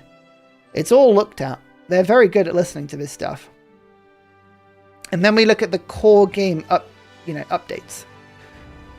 So there's going to be loads of bug fixes. That's in any new game. There's loads of bug fixes. Balance changes. There'll be plenty. Civ 6, Civ 5 had huge balance changes. So that's all fine. Teams we've spoken about. I think that'll be a really, really good addition. Expanding to 8 players in multiplayer in all ages through refinements to our distant land system. Now, this is a comment that I've seen quite a lot in the comments of live streams and in the exploration videos I've put out already, where people ask, how do distant land civs work? Can a distant land civ make an economic victory play? Can people in multiplayer start in distant lands? And I think currently the way the game is set up is it's very much like there's a 2-tier system of lands. Like if you start in this tier, these rules apply to you. If you start in this land, another system applies to you entirely. I think they are currently in the process of redeveloping how that system works. So it's not like a 2-tier structure. It's like an A and B structure. And then maybe later you could have a C and D. And that can be extended and extrapolated to then allowing for equal footings of different mechanics. So it's like if I'm on continent A, then any one of B, C, or D counts as distant lands. So it's not just like there is distant lands and there's homelands sort of thing. So I think they're in the process of changing that. And once they change that, you're going to find that it's possible to start on distant lands because there is no such thing as distant lands anymore. It's just that distant lands is another continent. And that'll work a little bit more like the Civ 6 mechanics worked. I think a good example is one like Spain or a wonder like Casa, right? We know the mechanics. If you play as Spain, you settle on a different continent, you're going to be able to get bigger bonuses. I think that's where they are pushing this to. And the only reason they're doing that is through feedback from us. A lot of people were like, these are the things we care about. And Firaxis went, oh, interesting. Hadn't thought about it that way. Very logical. We can tweak the system, and they're doing it. So that's where the 8-player thing comes in. Now, I would like to see as well an extension of multiplayer stability to allow for more players. And I would love to see an increase in map size. Not just from single player. I would love to play 12, 20, 50 player games of Civ 7. That's what I do. I am Ursa. That's what I do. One age TSL games with 50 players. Bring it on. That is what I do. So I would like to see extension of maps and the stability, then bringing that into multiplayer. I think that would be really cool. Imagine if we had multiplayer that allowed stability for up to 12 players. That would be perfect. It would be amazing. So that's what I would like to see on top of a lot of stuff. And I'll be pushing for that because I think the multiplayer scene really benefits from it. And I think it really, really helps. And this is not a selfish thing. This is a very altruistic thing. But one of the most amazing events I get to take part in, and I have done for the last few years, is the Civ Give, right? The charity event in December. I got to play in the Civ Give. I won it. Not that that's important, but I would love to see a Civ Give that had 12 people available because it means that we've got a ton of people that can join in and we can raise a ton of money from lots of different ways. So there is a bit of altruism in that, but I think it would be really cool as well if you could have like the CPL available to have up to 12 player 3-for-all. Could you imagine the carnage? It would be brilliant. I think that would be fantastic. As we shall see. Confirmed it only. Ursa only cares about winning and not about the charity. How dare he? I know. Playing Isabella for the next Civ Give. Oh my goodness. No. Machiavelli. Ursa Machiavelli. Civ Give. Declining everything. Oh yeah. That's where we're going to go. Or just playing as Napoleon and being an absolute jerk. You can't ban Isabella, Bose. You can't. It's not allowed. That's what I'm doing. He explicitly said, I'm nuking the city for my own reasons. I don't care if anyone makes money. Yeah. Not the surprise was, well, here's the thing, Matt. Now, if you're playing Napoleon, you can enact the continental system, which everyone hates that. And then you can just declare formal wars anyway. So it's great. I think there'll be a leader. I'm calling it now. I think there'll be a leader that ignores war weariness, like Alexander the Great style in Macedon. I think that'll be coming soon. Allowing you to pick your starting and ending age to allow for single or double age games, I think would be an amazing improvement. At the moment, if you want to play small games in multiplayer, you've got to start in the modern age because then the game ends. And that's what we saw today on the live stream. I think having an ability to, say, start in antiquity and end in exploration, or start in exploration and end in modern, or just have exploration by itself, those are going to be really, really good quality of life improvements. And I would like to see that as well from a content creator point of view, because it would be amazing if I could do one-off videos showing insane and broken strategies in a single age, and I didn't have to play an entire game to get that. So there's a selfish part of me as well, which is quite into that. So we shall see that one. Providing a wider variety of map types, that's always good. I'd like to see Earth maps. I'd like to see different scripts. I think mods are going to help with that, but I'd like to see a lot of those get added to the game. And adding in Hot Seat in multiplayer. Again, I maintain, I think Hot Seat is one of those things that has the loudest minority on the internet that I've heard of. I've seen the stats of how many people played Hot Seat. on Civ 6, and it's so fractional, it's ridiculous. It was basically not used, but then of course when it was taken out, it was a big thing, and then a lot of people want to play it, and that's fine. Some people it really matters to, and I get that, and it's good. They're bringing it back. It might take a little while, but they're bringing it back, so that's good. That's really good. No exact date on this stuff. Fine. Play by mail, play by email. Can we play Civ 7 by email? That's what I want to see. Turn by turn by email. Events. So these are the events are of the month. I will tell you now, I will be pitching as hard as I can to bring in an Ursa event of my own, because I've got some great ideas for monthly events, and I would love to see my face written all over the game. I think that would be hilarious. So we shall see that one. Modding. Here we go. This is for me the most important section here. I will read this one. Finally, I'd be remiss if I didn't mention one of the most important ways our games improve after launch through the tireless work of our community of modders. Civ 7 is built on many of the same technologies we shared with modders to allow them to create their amazing content in the past. As 2025 unfolds, we'll be sharing modding tools and tips with these creators so they can get to work bringing their own ideas to life for you fans.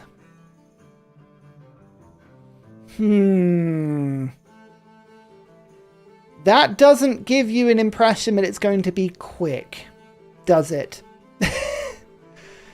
Okay, that feels like it is a delayed thing, which is a little bit of a shame, because I would like to see modding brought in quickly.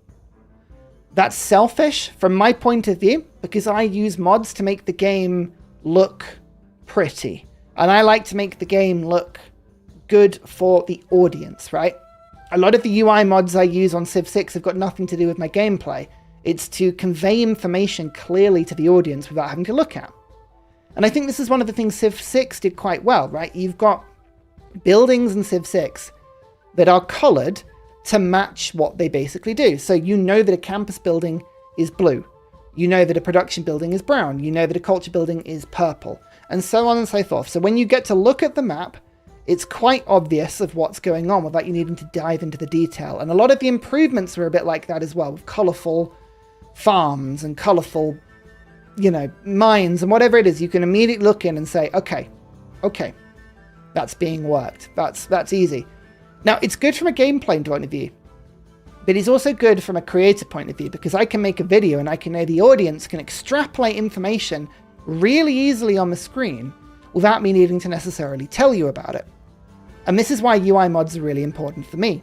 It's because it means I don't have to tell you every turn, oh look, my empire's got a lot of population, it's got a lot of luxuries, it's got a lot of housing, it's got a lot of production. It's because it's all written on the top of the screen.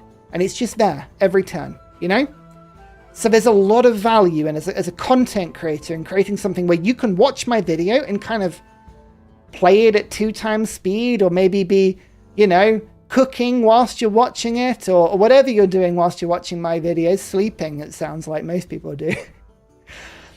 And I don't need to convey that information to you because you can just see it, right? That's my biggest thing that I would like. Sure, mods would help me create loads of cool content. As people have already said, Princess Peach would be really cool.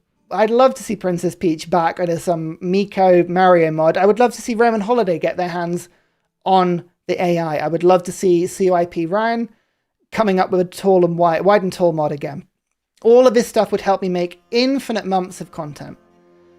And that will happen eventually. But it's the UI stuff which really helps me, because it helps me to create videos. And it also helps me to create thumbnails. Being able to take the overlays off, being able to zoom in on the camera and manipulate the camera in weird ways, that massively helps me. So that's what I'm kind of hoping for. So that's kind of it, really. So there's a look. It's going to be quite a busy year. Map restrictions apply to gameplay in Nintendo Switch. I believe this is mostly a performance issue. We'll have to see whether or not the Nintendo Switch 2, now that it's been announced, we'll have to see if those rules still apply, or whether this is just going to be a Switch-only thing because of hardware. I cannot emphasize enough to you how rubbish the Switch hardware is. The fact that Civ 7 runs on a Nintendo Switch is a engineering and programming marvel of which I am incredibly impressed with. I'm impressed it even handled Civ 6, to be honest with you. So, I mean, that's crazy. Even if it's slow, even if it hardly runs, that's fine. I don't know what the Nintendo Switch 2 is going to be like. I don't think we know do we know any information about the hardware on the Switch 2? And how much more powerful it is? Because I assume it's not going to be at PlayStation and Xbox level, but yeah, we'll see. It's coming on the Switch in February, and they have to know that Switch 2 is coming out soon. Yeah. We had our suspicions, didn't we, in Baltimore? We had our suspicions if we broke through to a room without their permission, we'd be able to find some piece of equipment hidden away, some prototype of the Switch 2 that they were practicing with. Not that they confirmed that, but yeah. It's leaked to be at PS4 level. Okay. So we'll see. We'll see. The limitations on Switch may continue, but let's be honest, you don't buy the Nintendo Switch to do competitive multiplayer gameplay. You buy the Nintendo Switch so that you can play Civ in the toilet. Come on. Everyone knows that's exactly what it's for. That's the entire point of the Switch. Am I right? Toilet Civ. That's why it's on mobile. Crossroads of the World is included in Deluxe and Founders. Yep. You can buy it separately if you've got the base game. This is a lot of the conversation about, is it worth it? Do I buy the Deluxe or Founders Edition? I'm not going to be the one that tells you whether or not it's a good idea for you or not, because it depends on your jurisdiction, your income, your opinion of games, how much you're going to play the game. There are so many factors here that are going to decide whether or not it's a good idea for you. But this is what we're talking about basically pre-buying it. You're not going to have to wait long. That's the one thing I would say in its defense, right? If we look at the window and people are like, oh, I don't like to buy DLC in advance. Well, at least with Crossroads of the World, you're getting it within about a month and a bit. It's not waiting too long. Right to Rule, if that's by September, then, okay, that is, you're waiting a fair chunk of time on that one. So maybe it's worth staggering it. And we know that later down the line, there's probably going to be deals on anthology editions or legacy editions or whatever it is, like we've seen with Civ 6, but you might be waiting a bit of time before that. Online play and features, including progression bonuses, require an internet connection and a 2K account. Yet you do need a 2K account to play online. I believe a lot of... Yeah, no, they've said it, including progression bonuses. So all the mementos need the 2K account. I don't personally have a problem with having to have an online account to play a game. Let's face it, as much as you don't necessarily like having handless accounts, most games have that sort of thing these days. A lot of them run off Steam, but not all of them do. The problem I've got at the moment is that connection between progression bonuses and 2K is a little temperamental, and I'm trying to get answers on it, and it's a little bit like I'm butting my head against the wall slightly, but they're looking at it. So we'll see. We'll see how that one goes. At launch, Xbox, PlayStation, PC of up to 5 players are integrity in exploration and 8 into modern. We knew that. Switch is 4 and 6. To be honest with you, that's still... I mean, that's 1 player missing and most of it and 2 players. I mean, a 6-player game is quite good on Switch. I don't think you're going to be really struggling on that one. That's fine. Map restrictions apply to certain crossplay. Yeah, basically it's because the Switch can't run the bigger map. That's effectively what it is. Console play on Xbox and PlayStation requires a paid subscription. That's why PC Master Race saves money over the long term. It's because we're not paying for subscriptions like that. I've said it once, I'll say it again. So, yeah, interesting. Interesting set of information. There is a lot here to give hope. There is a lot here to keep an eye on as stuff that I think would be really quite necessary. But we'll see. Feb 3rd is when the streamers are free to show anything for any amount of time. Yeah, that's cool. So you'll see a lot more stuff, a lot more things are going to come out very soon. We're dealing with an ever shortening window, as I'm very happy about, because my drawing is now coming to a close, which is wonderful. A 2K subscription could be charged. It's not. I've got one. It's literally just an account. It's an email address. In fact, most people have them for Civ 6 already. If you have a Cat Scout, if you play with Julius Caesar, you've already got one. It's the same one. You don't need a new one. It's the same one. So we'll be dropping videos on the 3rd then. If you say so, Dan. If you say so. 2K launcher is gone too. I haven't seen a launcher. I didn't know if it was just a pre-launch thing because we have an early copy. I didn't know. But no, I haven't seen a launcher. And I don't believe there's going to be a launcher. We shall see. Collection of drawings and a book for the merch store. Predicament, if you want to be an editor and publisher for a 200 and something drawing book and then somehow make that financially viable, be my guest. I will extend that invite to you. The Cat Scout. Yeah, if you've got the Cat Scout or if you've got Julius Caesar, you've already got it. You've already got it. So, yeah. Have I got plans to make a GIF of every day's drawing from day one to finish? It sounds really cool. That sounds like an awful thing to put together in terms of the time and effort it would take. Maybe some kind altruistic person on the internet can do that for me, eh? Maybe. Any more questions? Just a couple more questions, and then I'm probably gonna shoot. So, anything else you want to chat about in terms of Civ and what we've seen tonight? I hope they decrease the quality of Switch 2 so it runs better. They normally optimize console games pretty heavily. They're normally pretty heavily optimized, and the graphics are turned down in order to make sure that they're very playable. I wouldn't surprise if that is any different. How am I? What a lovely question. Thank you very much. That's a great thing. I pronounce your name, but it's just a collection of letters. I don't know how that's pronounced. It could be Welsh. I'm doing great, thank you. I am buoyed and excited and full of Civ adrenaline. Civ-drenalin, I call it. It's fun. Can we just quick look over the culture victory? The culture victory was quite simple. Basically, all you got to do is... Right, so the World's Fair. So basically, you collect artifacts by digging them up in the ground with explorers. They kind of work a little bit like archaeologists in Civ 6. Or you get them from narrative events, or you get them from overbuilding your cities. And some wonders have them as well. And I think some techs and civics have them. So there's lots of different ways you can get them. But you collect them all into your empire.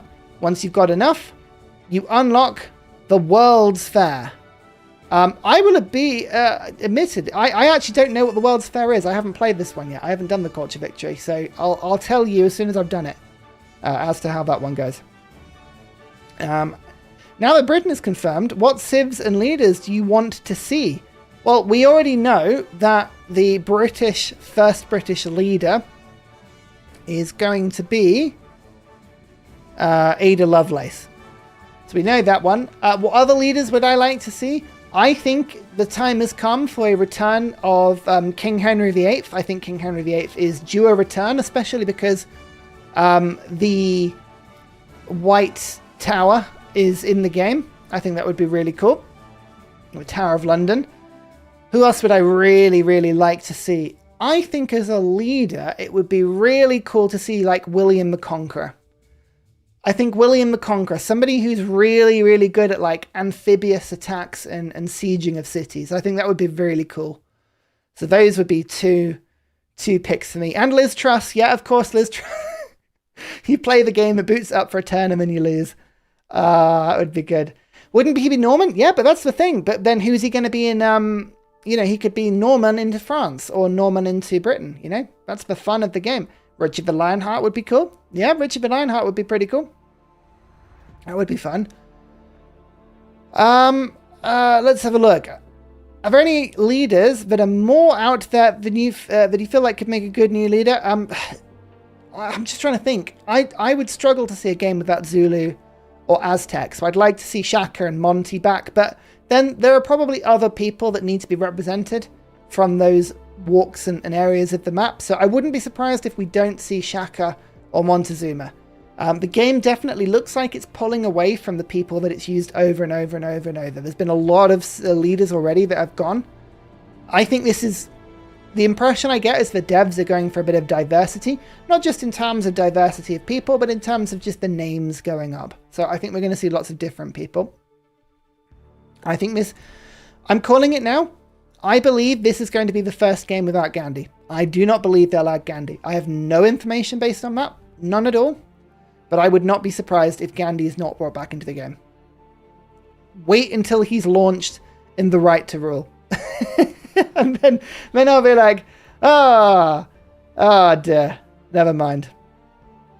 Got a mix of leaders they've used before and a whole lot of new ones. Yeah, exactly. But I don't think there's any leaders that have gone like every game, right? I'm trying to think of people. There's a few that have come from 6, like Pachacuti has come across. Who else has come straight over from 6?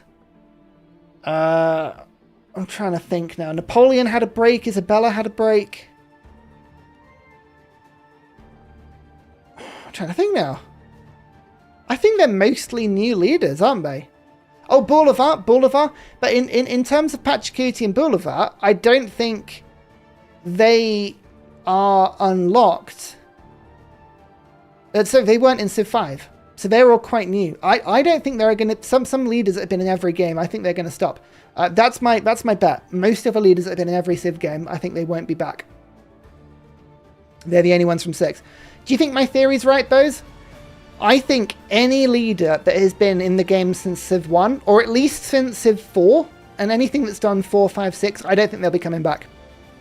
I think they're going to be shopping and switching up and diversifying a little bit. That's my feeling on this. We'll see if that turns out to be true. Let's have a look. Are they adding a 4th age? I have theorized that they are. I know a lot of the internet has.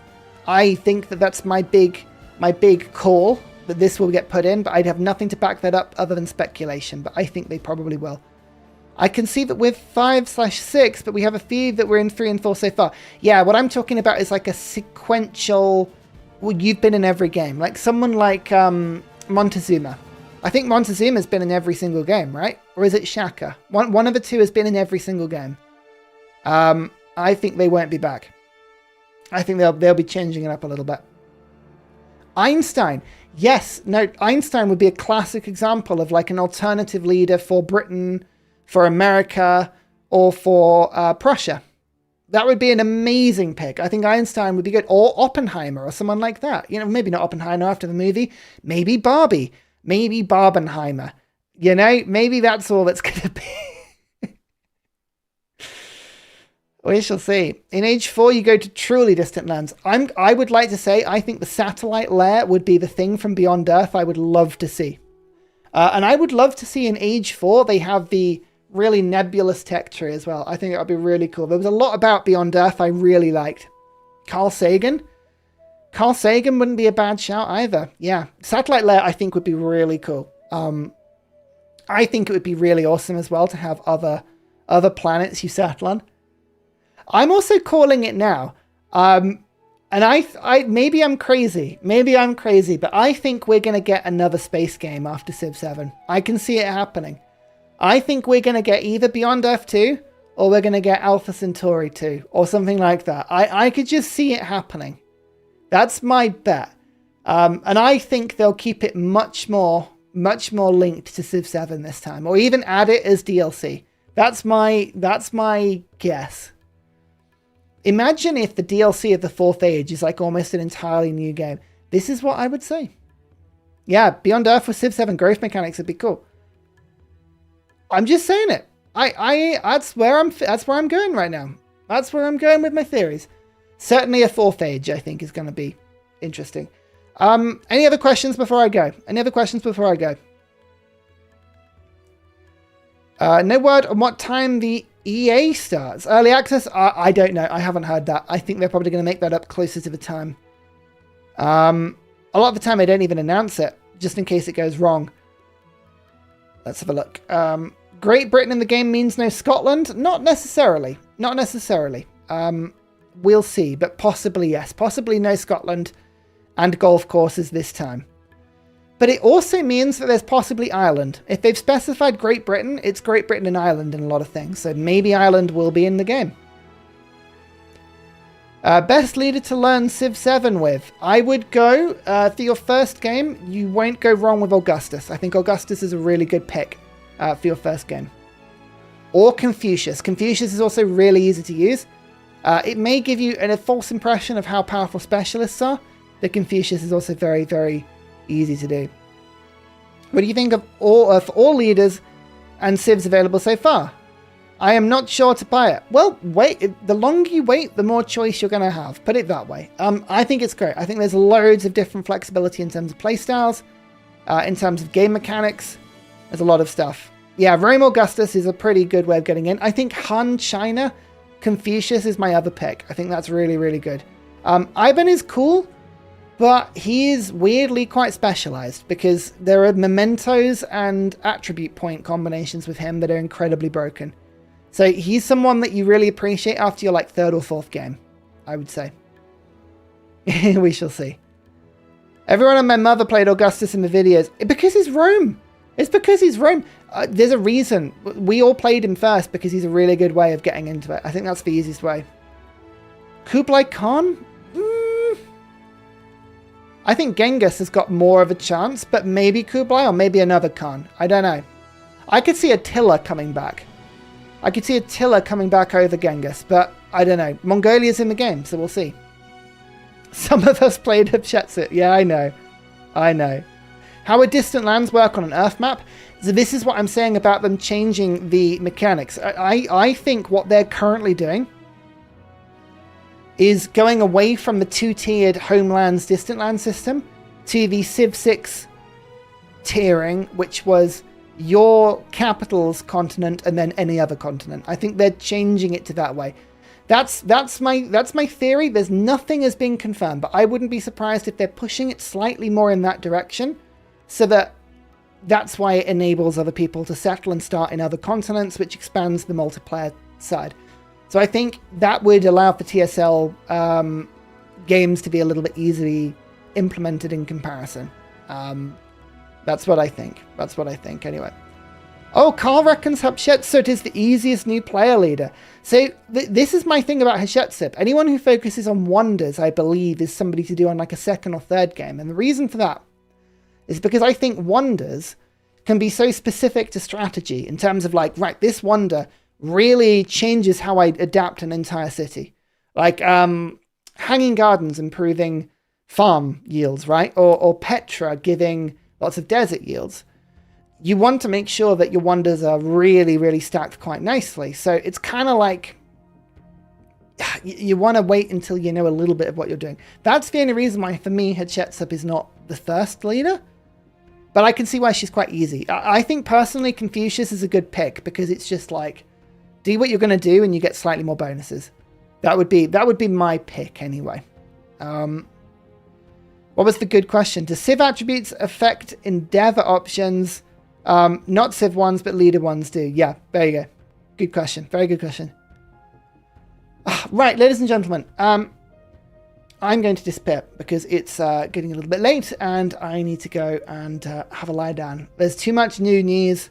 It's too exciting. Thank you so much, everyone, for stopping by. I really appreciate all your questions. Bose, it's great to see you. Carl, thank you for stopping by again. Everybody, all my channel supporters I've seen in chat today. Everyone is good. Oh, Hatshepsut does not have to be focused on wonders. Have bonus effects buildings too. Yeah, maybe. But then, interesting. Maybe we should do this.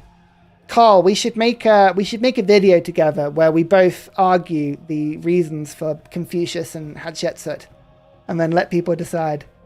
It could be like a sort of back and forth Civ battle, you know? Everyone, it's been a pleasure. I really enjoyed that. There's some fantastic news about the development cycle, about the stuff going on behind the scenes, and about multiplayer. I hope it helps to contribute to your enthusiasm and optimism, or your copium, whichever one you are taking in large amounts. It's been a pleasure as ever. I'm Ursa. I've got to go get prepared for some random, tournament in Hamburg. Exciting. I'll see you later, everyone. Good night.